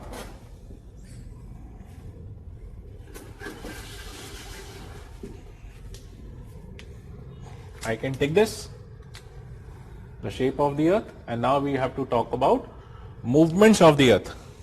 Okay, movements of the earth and other related aspects. So you can put that as the subheading, movements of the earth and other related aspects. So shape also done, then movements of the earth and other related aspects, right? So now this is where I'll give you a quick break, 10 minutes. So take a quick break, come back in 10 minutes, and then we start with movements of the earth and the other related aspects. Is that okay? And I am assuming, and as I can't see any major doubt, so Divyanshar, I assume there are no major doubts to be discussed. Please do prompt and tell me. And in the meantime, rest of you take a quick break, 10 minutes, come back, and then we start from there. All right, no major doubts. Hopefully you're writing and nothing specific to be taken up. Okay, so that's it. Take a quick break, come back, and then we discuss from here. Okay, so good. So now we have done up to the shape of the earth, all right, and now we have to again talk about the movements of the earth, all right. So when you talk of the movements of the earth, we are basically talking around how would the earth look like when you see, you know, from outside, okay, and you're not on the earth, because when you are on the earth you don't realize the movements, okay, they are not so obvious. But when you go outside the earth, when you see from a distance, what does the earth's movements look like? But basically before that, when you are from a distance, you know, what do I mean when I say distance from the earth? You know, when I say when you are away from the earth. So just to get you an idea, first I'll just show you something. Ye projector on kariye please. I'll show you something on the board. Okay.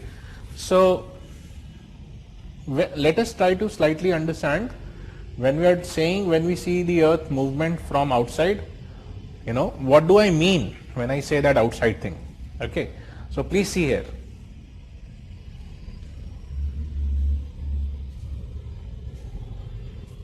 By this word outside, okay, so please see. So for example, now see here, suppose this is the sun, okay, and this is the earth, which you can see 1, and they have written a number 1 in this diagram, right? Can you see this number 1? What is this number 1 in this diagram? Actually, this is the distance between the earth and the sun, which is basically 150 million kilometers. The distance between the sun and the earth is 150 million kilometers, okay, 150 million kilometers. All right, when we talk with respect to our solar system, this diagram is of the what? Up to here, you can say it is showing you the solar system, and what I'll do is maybe I'll zoom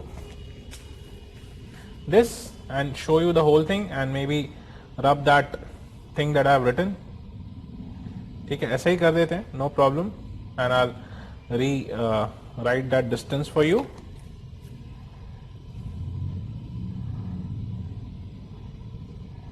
So what is that distance shown here?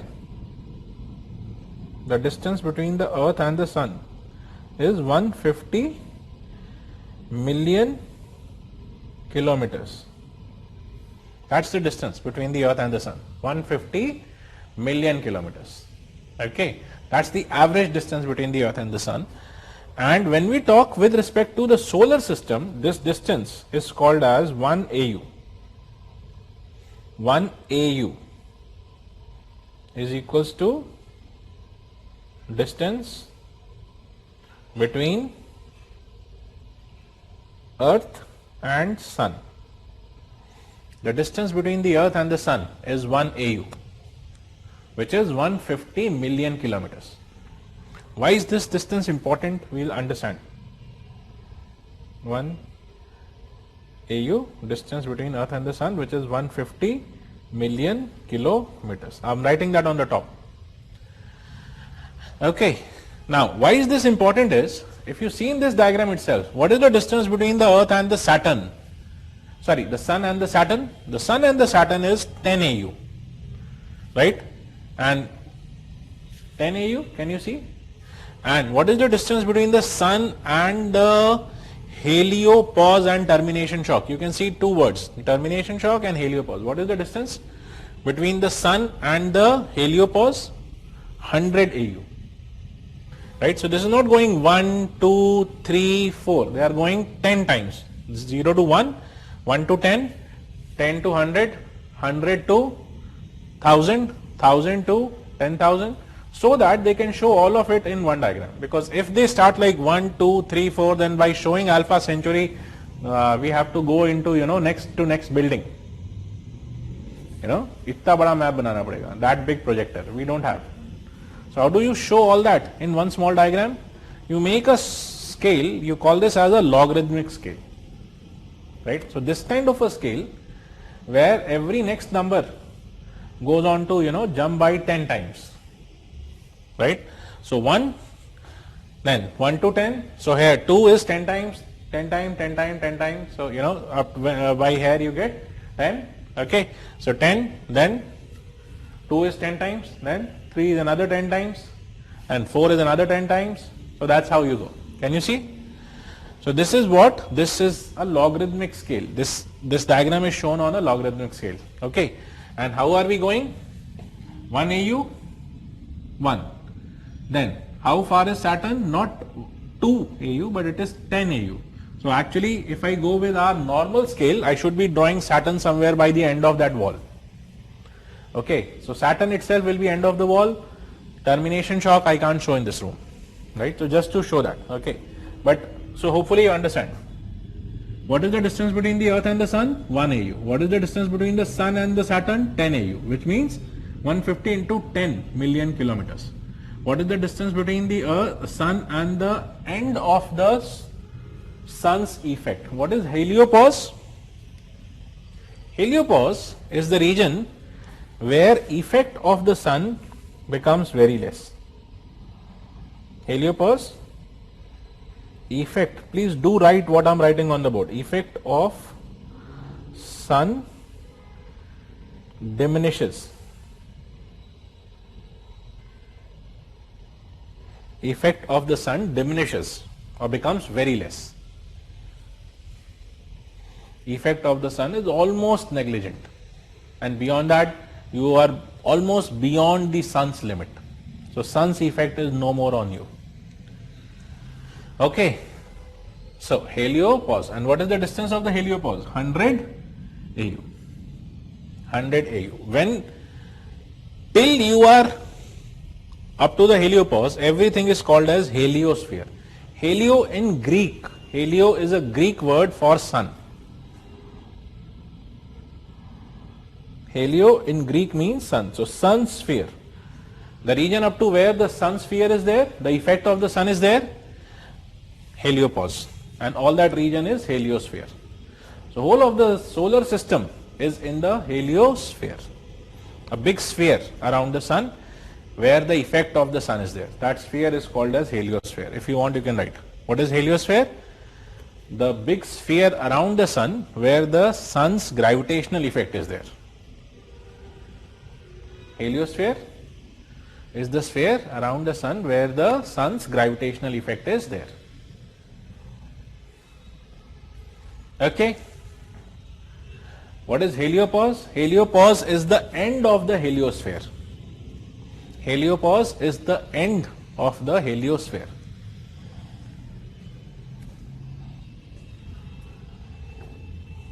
Heliopause is the end of the heliosphere.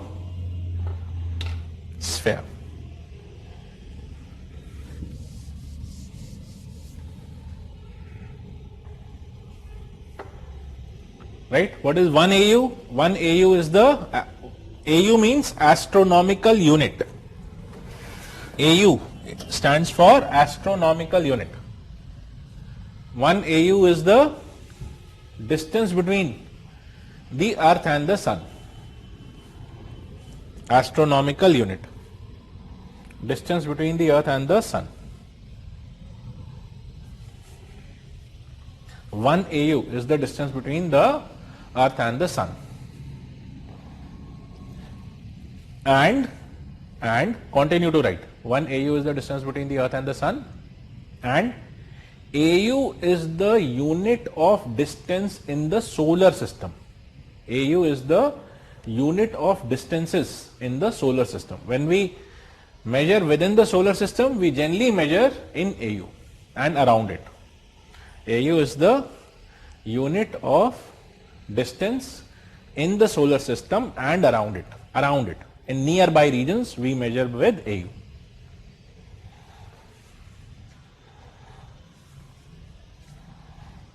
Nearby regions, we measure in AU. Because light year becomes too much within the solar system. Because light year becomes too much.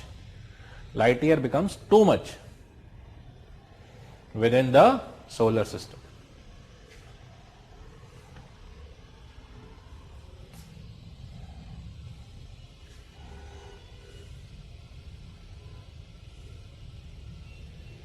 Okay. Light year becomes too much within the solar system. Now, please see further. What all is there in the solar system? What all can you find in the solar system? You find all these planets: Mercury, Venus, Earth, Mars, Jupiter, Saturn, Uranus, Neptune. Then you have termination shock. What is termination shock? You can write termination shock. Termination shock is where termination shock is where the sun's effect starts to diminish. Sun's effect starts to diminish.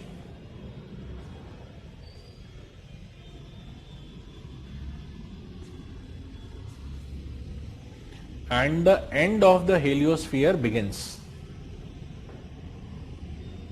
And the end of the heliosphere begins.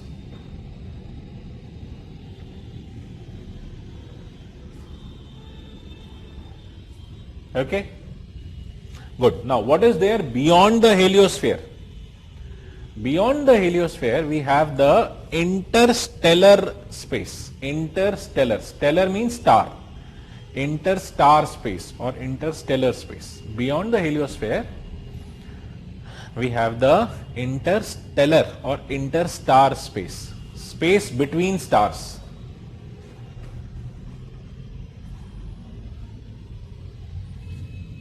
Beyond the heliosphere, we have the interstellar space or the interstar space, which is the space between stars.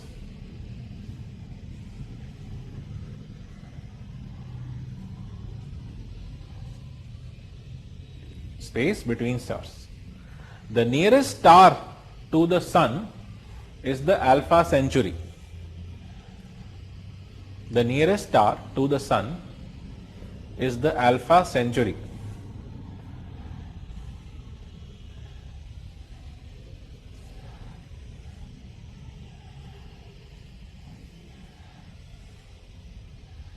Full stop. Then what else is there in the solar system? You can write from a distance of 5000 AU to 1 lakh AU. Please write it. From a distance of 5000 AU to 1 lakh AU,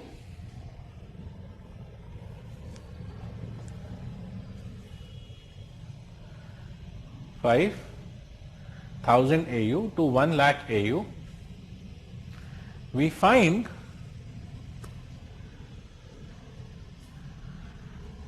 icy crystal objects,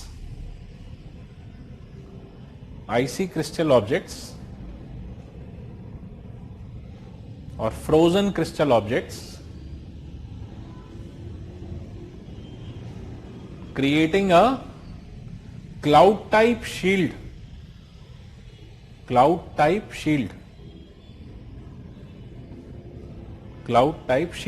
around the heliosphere. Cloud type shield, SHIELD, shield around the heliosphere.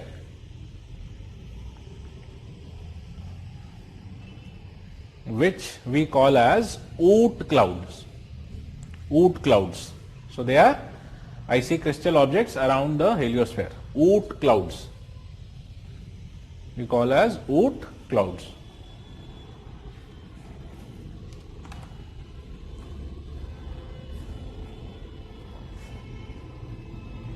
Alright, so up to Oort clouds we understand. Now, do we have something more? Yes, we do have. For example, between the Mars and the Jupiter, right, between the Mars and the Jupiter, we have the asteroid belt.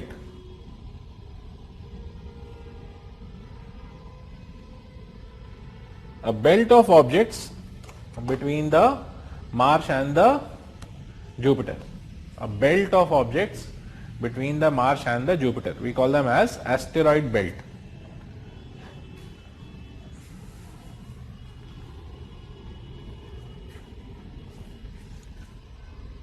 Belt of objects between the Mars and the Jupiter, we call them as asteroid belt.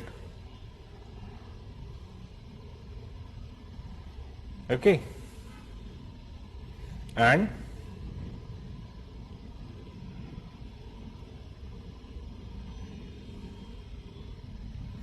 beyond the Neptune, please do write. Beyond the Neptune,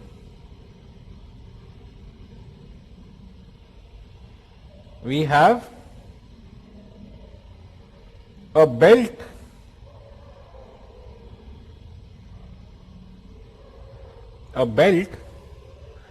of region,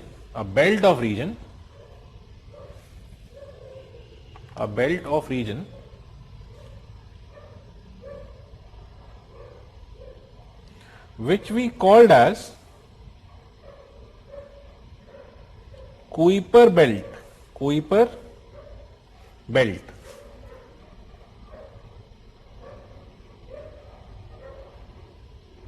Kuiper, Kuiper belt. Kuiper belt, and objects found in this are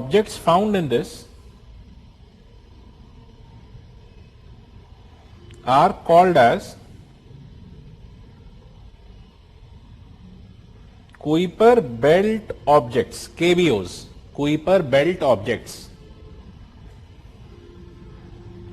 Objects found in this are called as Kuiper belt objects, or KBO, Kuiper belt object.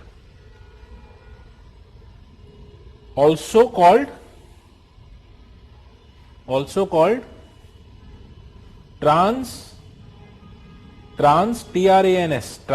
Neptunian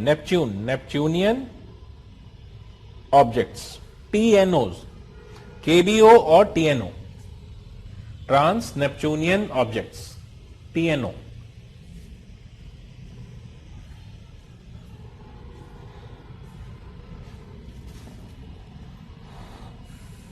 Trans-Neptunian objects or KBO. Right, such as, which are the examples of KBOs or trans-Neptunian objects? Pluto. Pluto is one example. One of the most known example of KBO or TNO is this, Pluto. Then some other dwarf planets, other DWARF, dwarf planets. All of this will be done in your science part. I will not touch here. Right. So Pluto, other dwarf planets. Then meteors. Sorry, not meteors.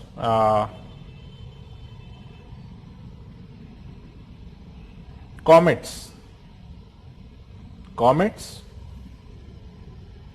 Right? Comets are also KBOs or TNOs. So Pluto, other dwarf planets, comets, these are all examples of KBOs.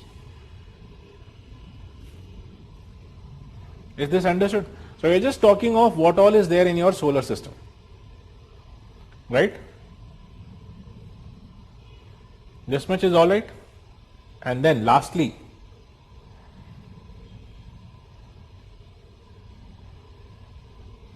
objects falling, what meteors are also found.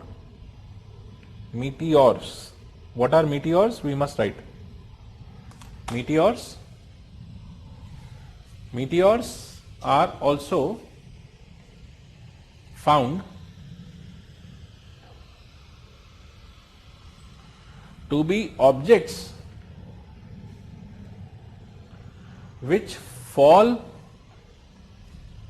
into the Earth's atmosphere from space, which fall into the Earth's atmosphere from space.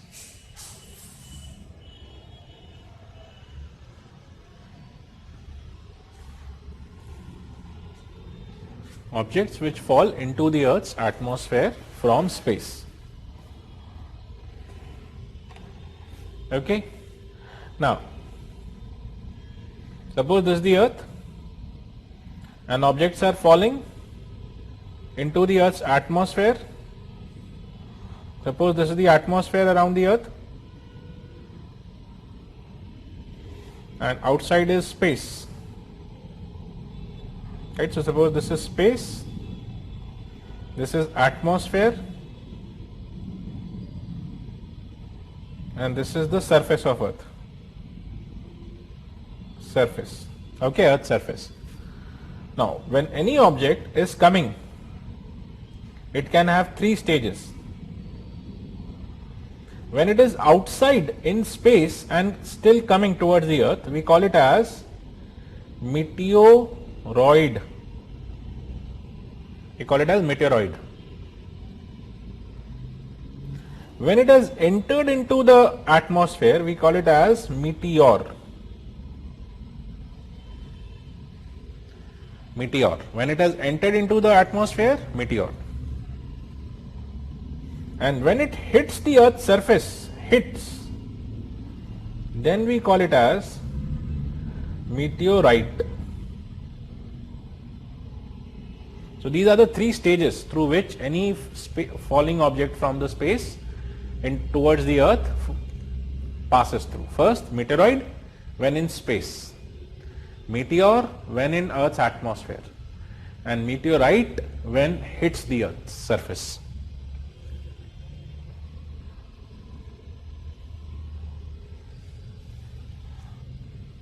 Clear? Hopefully clear. Alright, so these are all the objects which we have around the Earth's atmosphere, in the solar system. Clear? So that's your solar system and the different objects in the solar system which we need to do. Remaining parts would be done in your science class with respect to the solar system, etc.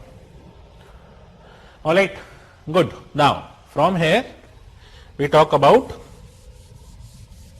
the movements directly, movements of the Earth, because now I can talk to you with respect to the Earth's movement, because you will be coming from the space towards the Earth and you can see the different movements that the Earth will do. Alright, so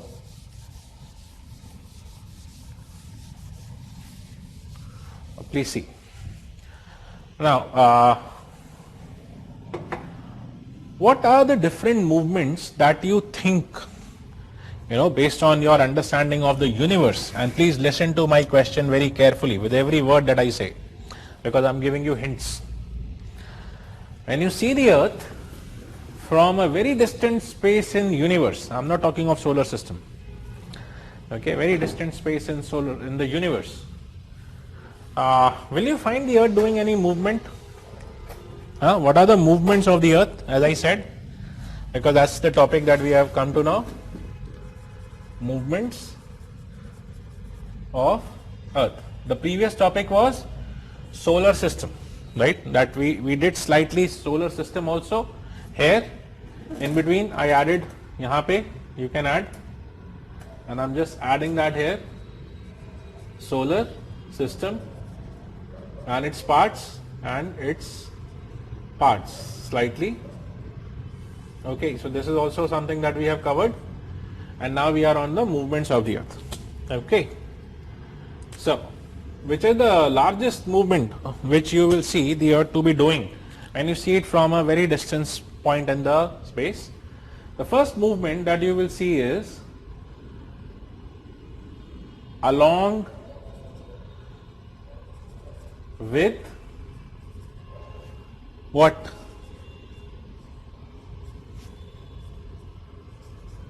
Milky Way galaxy. Along with Milky Way galaxy. That's the first movement that the earth does. Okay, the biggest movement that you can see when you are not even in our galaxy and you are outside our galaxy, you will see that the earth is moving with the galaxy, because the galaxy is moving. Why? Because the universe is expanding.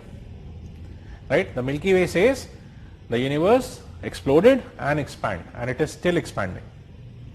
So the ones who don't know this can write this. I'm assuming most of us know this, but still, if you don't know, that's perfectly fine, you can write it. That as per Big Bang, since formation the universe is expanding. Since formation the universe is expanding. As per Big Bang, since formation the universe is expanding and the galaxies are moving away. Galaxies are moving away from the universe center, from the observable universe center, or from the universe center.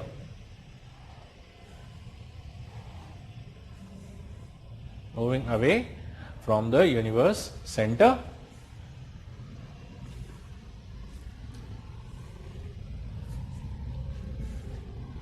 Hence, the biggest movement that the earth does, hence the biggest movement that the earth does is the movement with or in, the movement along with, the movement along with the Milky Way galaxy. Movement along with the Milky Way galaxy.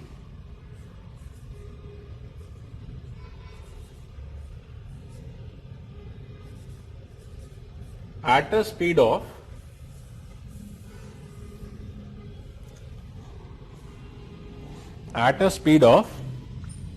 not exactly 19, you can round it off to 20, that's fine.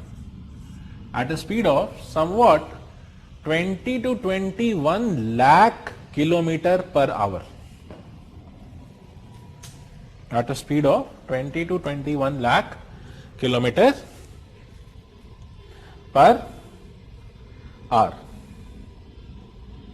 That's the biggest movement that the earth is doing along with the galaxy. Is that okay? Right? That is the biggest movement that the earth does, 20 to 21 lakh kilometers per hour. Alright? Then, is there any other movement that the earth is doing? And that's the speed, 20 to 21 lakh kilometer per hour. So in the 3 hours of class that you will do, right, you would have moved by something like 60 lakh kilometers in the universe. सिर्फ 3 घंटा में. Sitting here, आराम से बैठ के पढ़ रहे. Just imagine. Imagine the scale of the universe. Okay.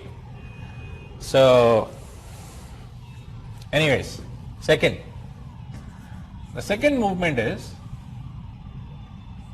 along with the sun, around the Milky Way galaxy core. Around the Milky Way galaxy's core, along with the sun. Now, what does this movement look like? Please see. Please see in the video. Okay, so hopefully you can see in that video, right? That's your sun, right? And we have an assumption that the sun is static. It is not. The sun is not static. The sun is actually moving. The way the earth moves around the sun and the moon moves around the earth, the sun is also moving around the galaxy's center.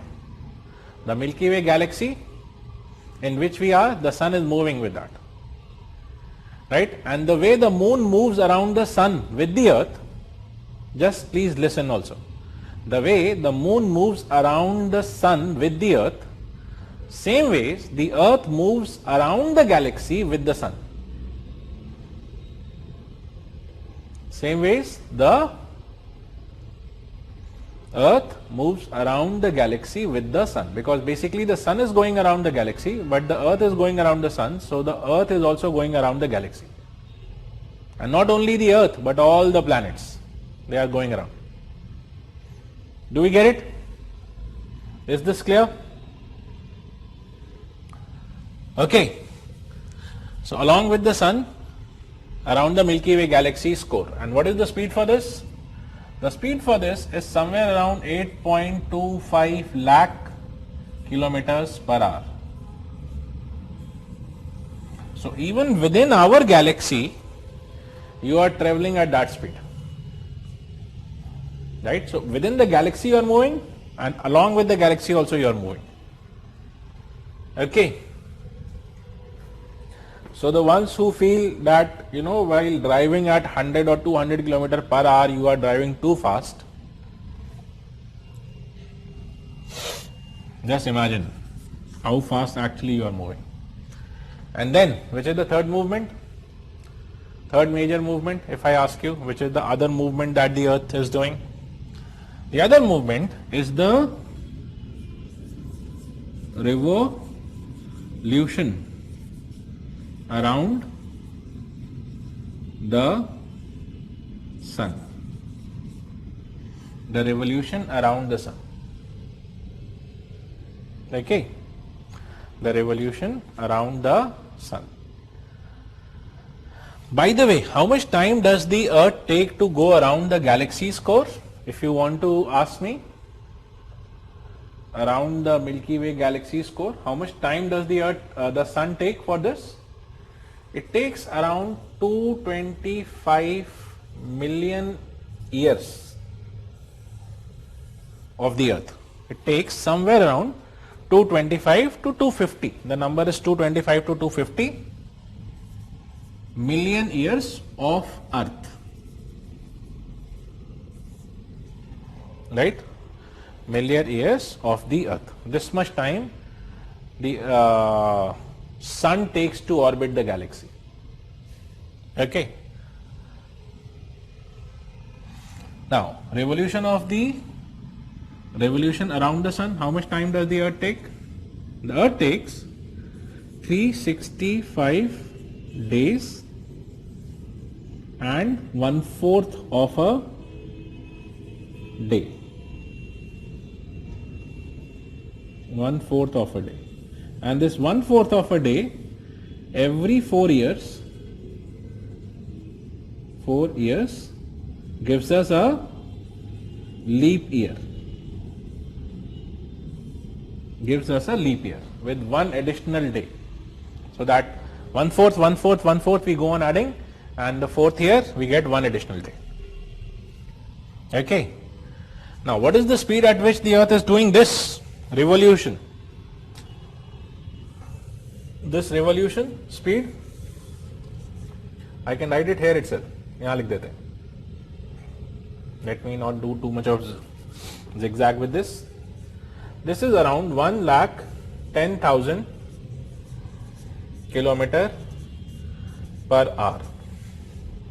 That is the speed at which the earth is doing the revolution of the sun. 1,10,000 kilometer per hour.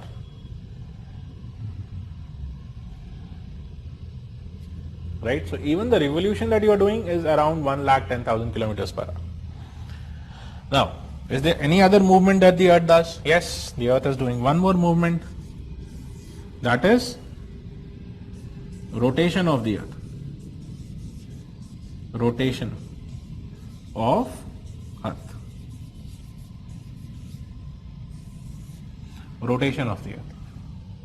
How does the earth rotate? The earth rotates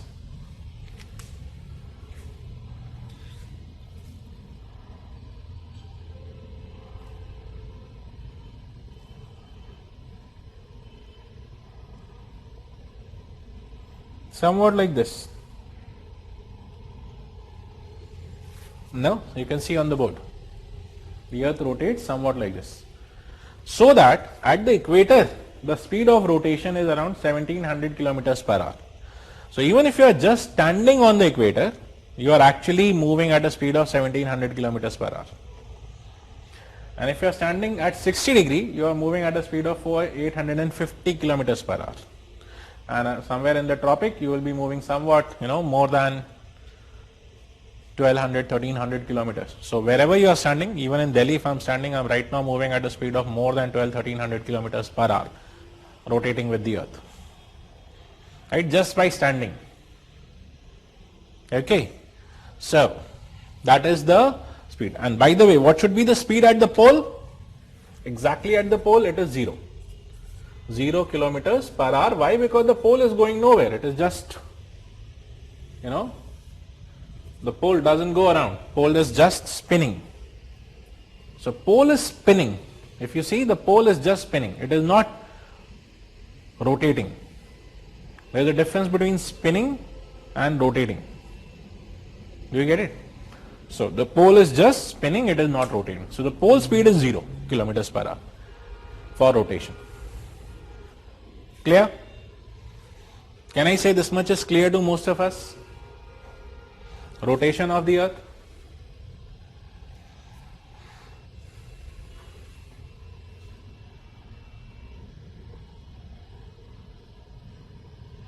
Okay. So earth is rotating at this speed. And what is the period that the earth is taking for its rotation?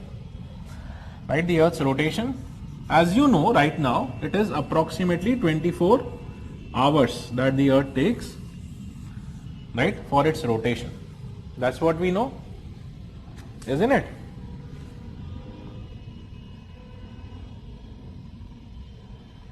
Right, 24 hours. But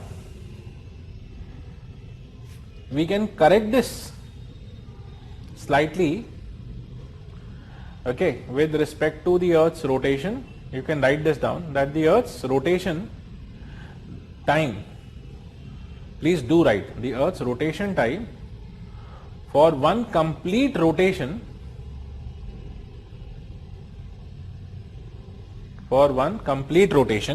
is actually 23 hours 56 minutes and 4 seconds.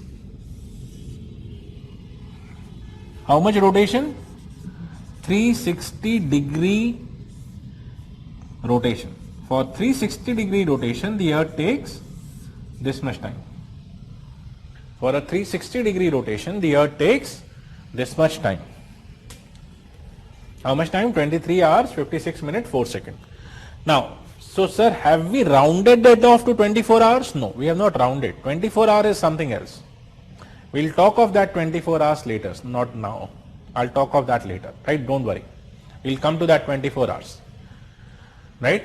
But for a 360 degree rotation, for example, if I take a ball, I start from there and then I do a whole 360 degree rotation and come back to that point.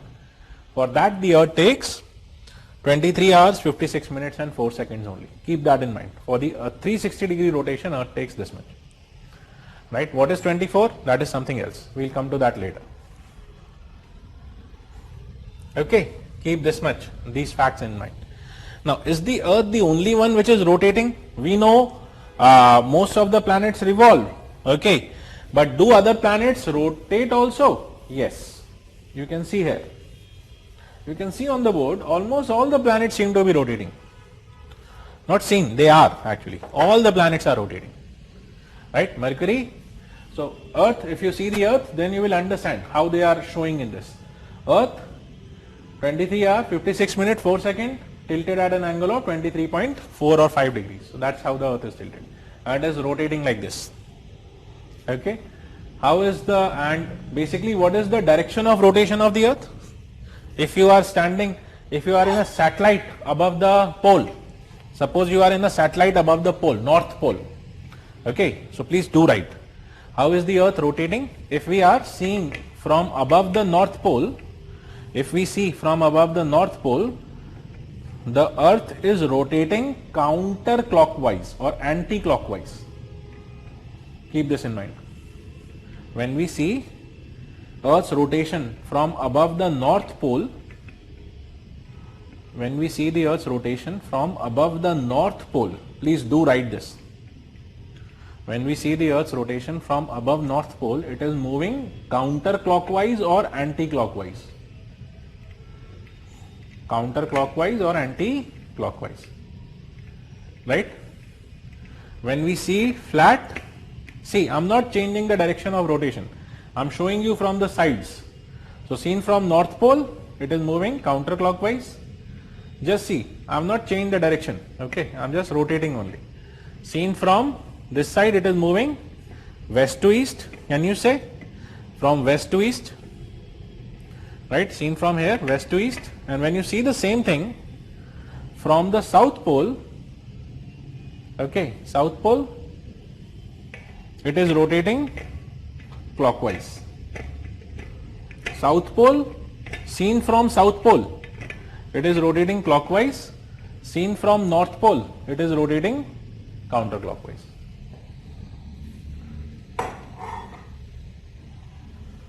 Please do write. Seen from North Pole, it is rotating counterclockwise, and seen from South Pole, it is rotating clockwise.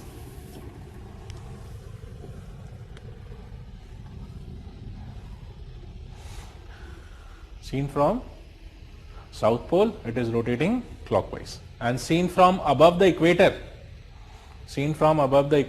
it is rotating west to east.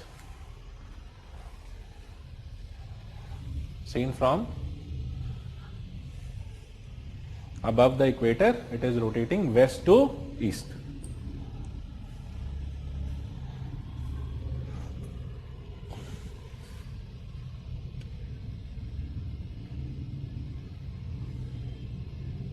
Alright, west to east. Now, is the Earth the only one rotating? No. Now, please see here. You can see here, Earth is rotating.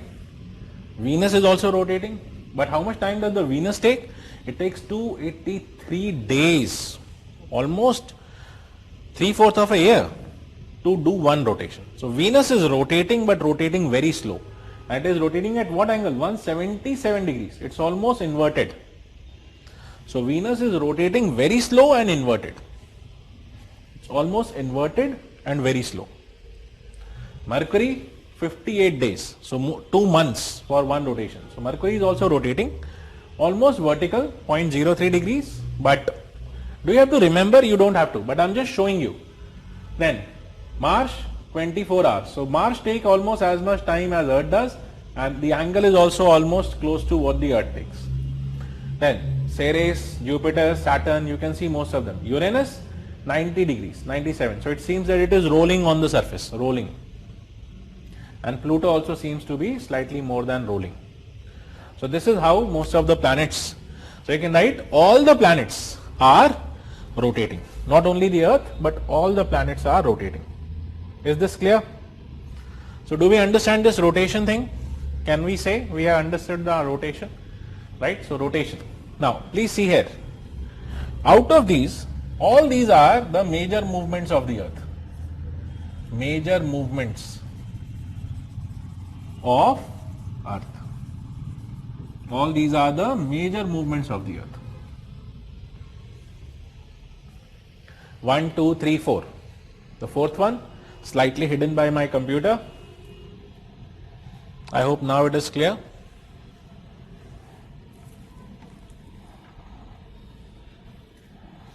Okay. So 1, 2, 3, 4. All these are major movements of the earth. But the first two do not have any effect on us. They do not have any effect on us. The first two, movement along the Milky Way and movement along with the sun, they do not have any effect on us, and therefore you didn't know this, right? We are never taught about them. Why? Because they don't affect us. So why should we teach something that doesn't affect us? Okay, right? So we don't know them. Whereas revolution and rotation affect us. Revolution and rotation affect us, and hence we know them. Is this clear?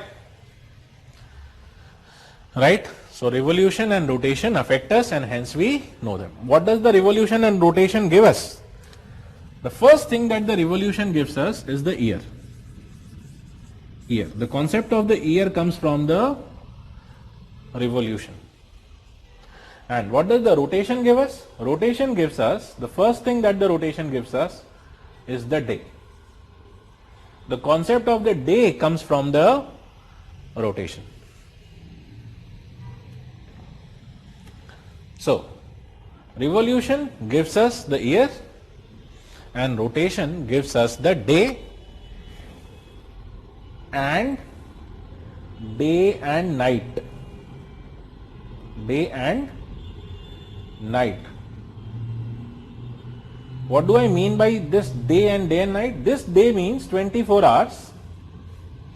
This day and night means sun and moon. That part. The night and the daylight. Okay. So rotation gives us the daytime and the night time, and it also gives us a 24-hour cycle.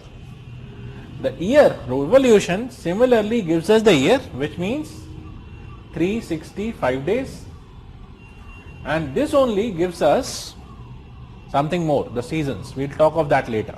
It also gives us the seasons, but we'll talk of that later. Okay, so the revolution gives us the season also, but there is something more which is added before I get the seasons. Is that all right? So at least the year, the concept of year comes from revolution alone. Revolution alone gives us year, and rotation alone gives us 24-hour day concept. If earth was not rotating, we wouldn't get the concept of 24-hour day. Is that all right? Clear? So this concept of day and night, we'll talk of that later, but at least day, 24 hours you should write. This comes from rotation. Clear? Very good. Now, is there any other movement that the earth does? These are the major movements. Hopefully you have written about them. Is there any other movement that the earth does? Yes. Earth does some other movements also. Right? What are those movements? The earth also behaves, you can write. The earth also, so once you have written this much, you can write below them.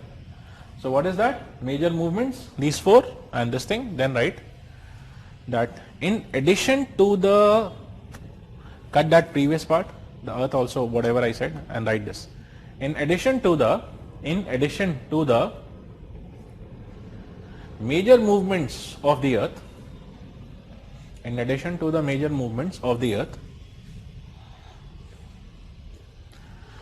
the earth also does some minor movements, smaller movements,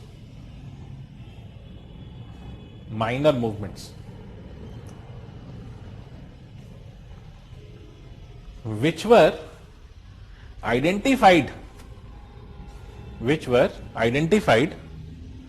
for the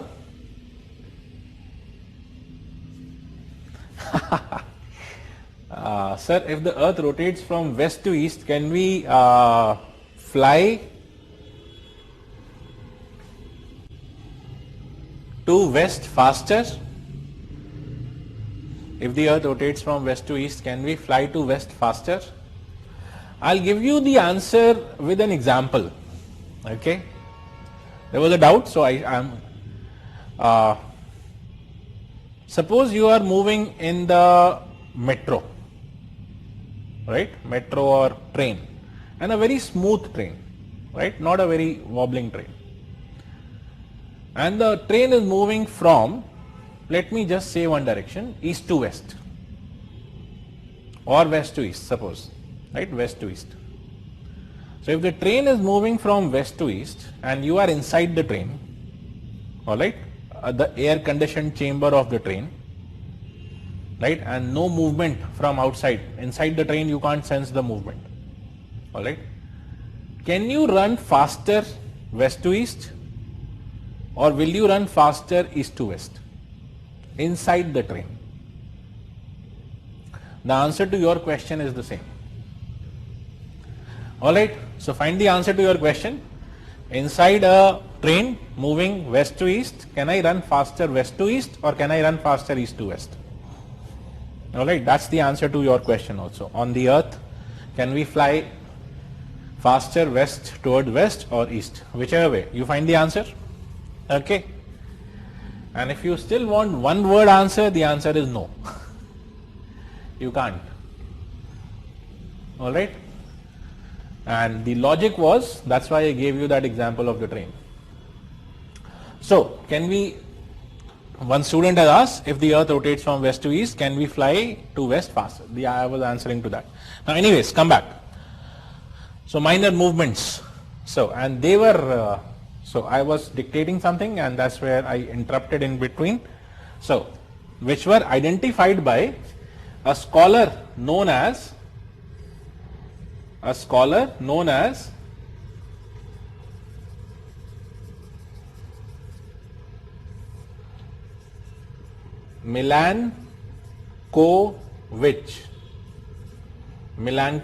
and hence we also call these movements as Milankovitch cycles. They were identified by a scholar known as Milankovitch and hence we also call them as Milankovitch cycle. Clear? Milankovitch cycle. Now what is the Milankovitch cycle or the minor movements? You can write further. The minor movements of the earth are similar. Minor movements of the earth are similar to the minor movements done by a spin top,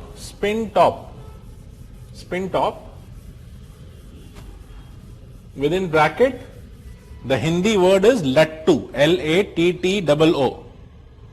Okay. What is the Hindi word for spin top? Lattu. The Hindi word is lattu. So I hope most of you have, I don't know, you people are new generation kids. In my time, lattu used to be an important toy. In your time, I don't know. ठीक है, लट्टू भी आप लोग mobile पे ही चलाते हो. ठीक है, so right, I hope most of you have seen the lattu. So when the spin top is spinning, right, the spin top does not spin just like that. It does not stand straight and keep spinning. Right, when the spin top is spinning, along with spinning it does some more movements. Okay, it does not just spin, it does some more movements also. Which are the movements that the spin top does when it is spinning? I'll just see in case I have a video which can help you understand that slightly.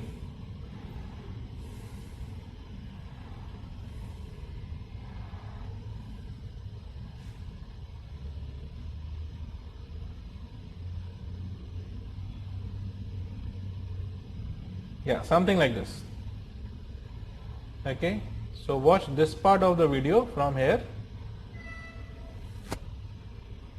See, this is how the spin top spins. It does not spin just like, so see, that's what the earth is doing. Can you see?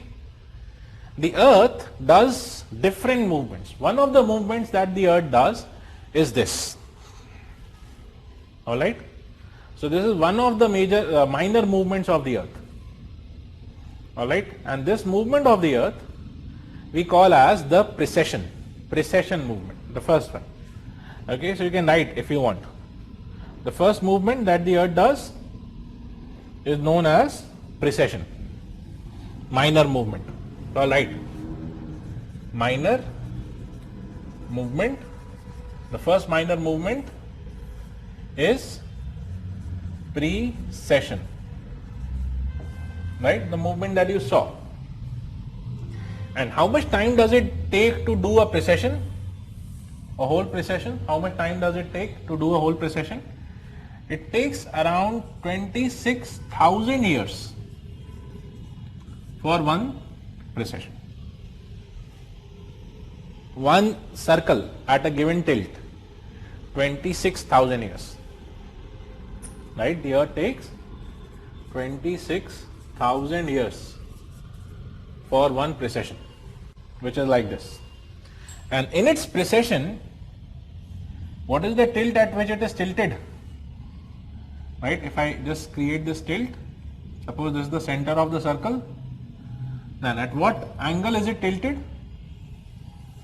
What angle is the earth tilted? It is tilted at an angle of 23.5 degrees.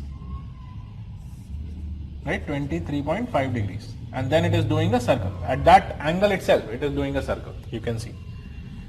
And in this, sometimes it will point toward this and sometimes it will point toward this. ये line थोड़ा टेढ़ा हो गया. I'll just make it slightly straighter. Somewhat like this. Right? Presently, the earth is pointing towards this. This is what we call as our pole star, the Polaris. The pole star. So presently the earth is pointing our pole star, the present pole star, which is the Polaris. Right? But once it has done half the circle to the other way, then our pole star will change. Right? So 13,000 years.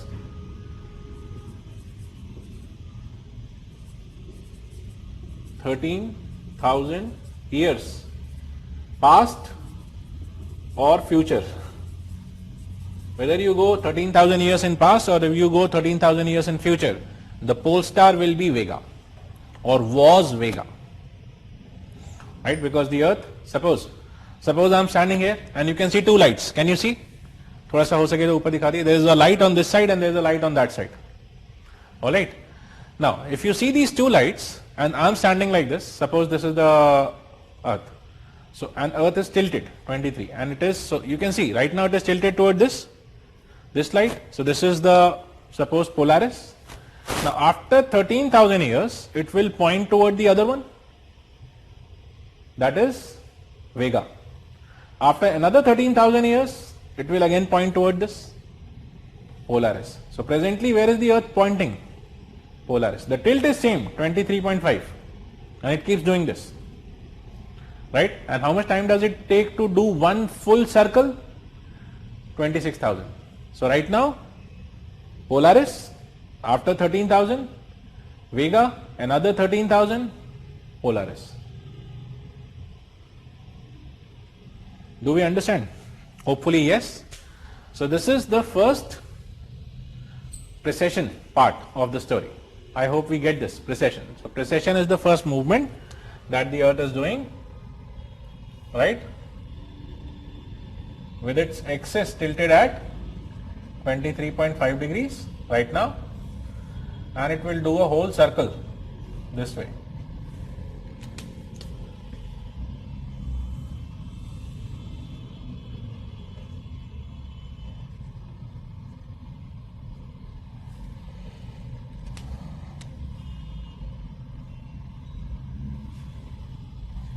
Alright. So this is what you call as precession.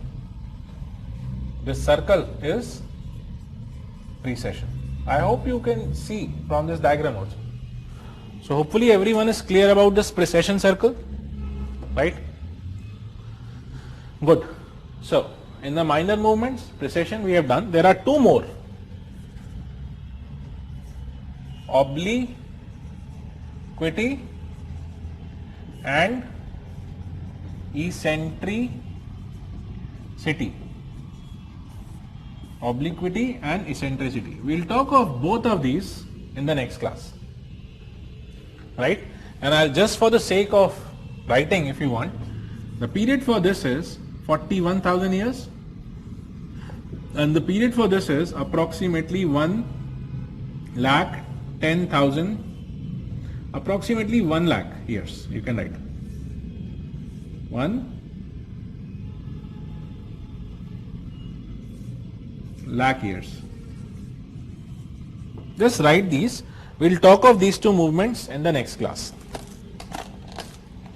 Okay, so because I don't want to extend the class beyond the time, whatever time has been given to you people, that much.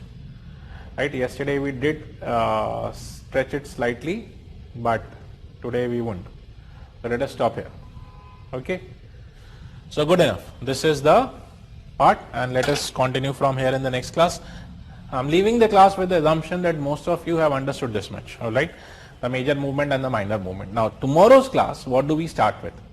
In tomorrow's class, we would start directly with, tomorrow we'll complete the remaining part of minor movements, then the effect of minor movement. We'll talk of that. The way we saw, the first two, major movement, no effect. Revolution gives us the year, 365 days. Rotation gives us the day, 24 hours. What do these minor movements give us? We'll talk of that later. Okay, so tomorrow. After that, we'll come back to latitude and longitude, understanding of these two things. What is latitude? A simple understanding of latitude, longitude, and then come back to major movement.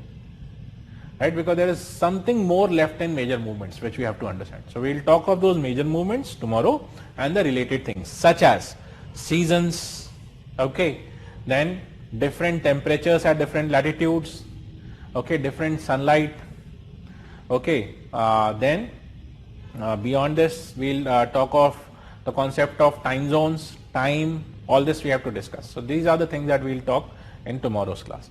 What is the source for you? The source for you is your class 6 NCERTs where latitude, longitude and other things, rotation, revolution effect is given. The other source that you can refer is G.C. Leong first chapter. Right, there it is given. The third source is Vision IS handout. Wherever you want, you can read from any one source and cover up to this much and come. Alright, so this is where I leave you today, and next class we start from here and go beyond. Alright, that's it. Thank you.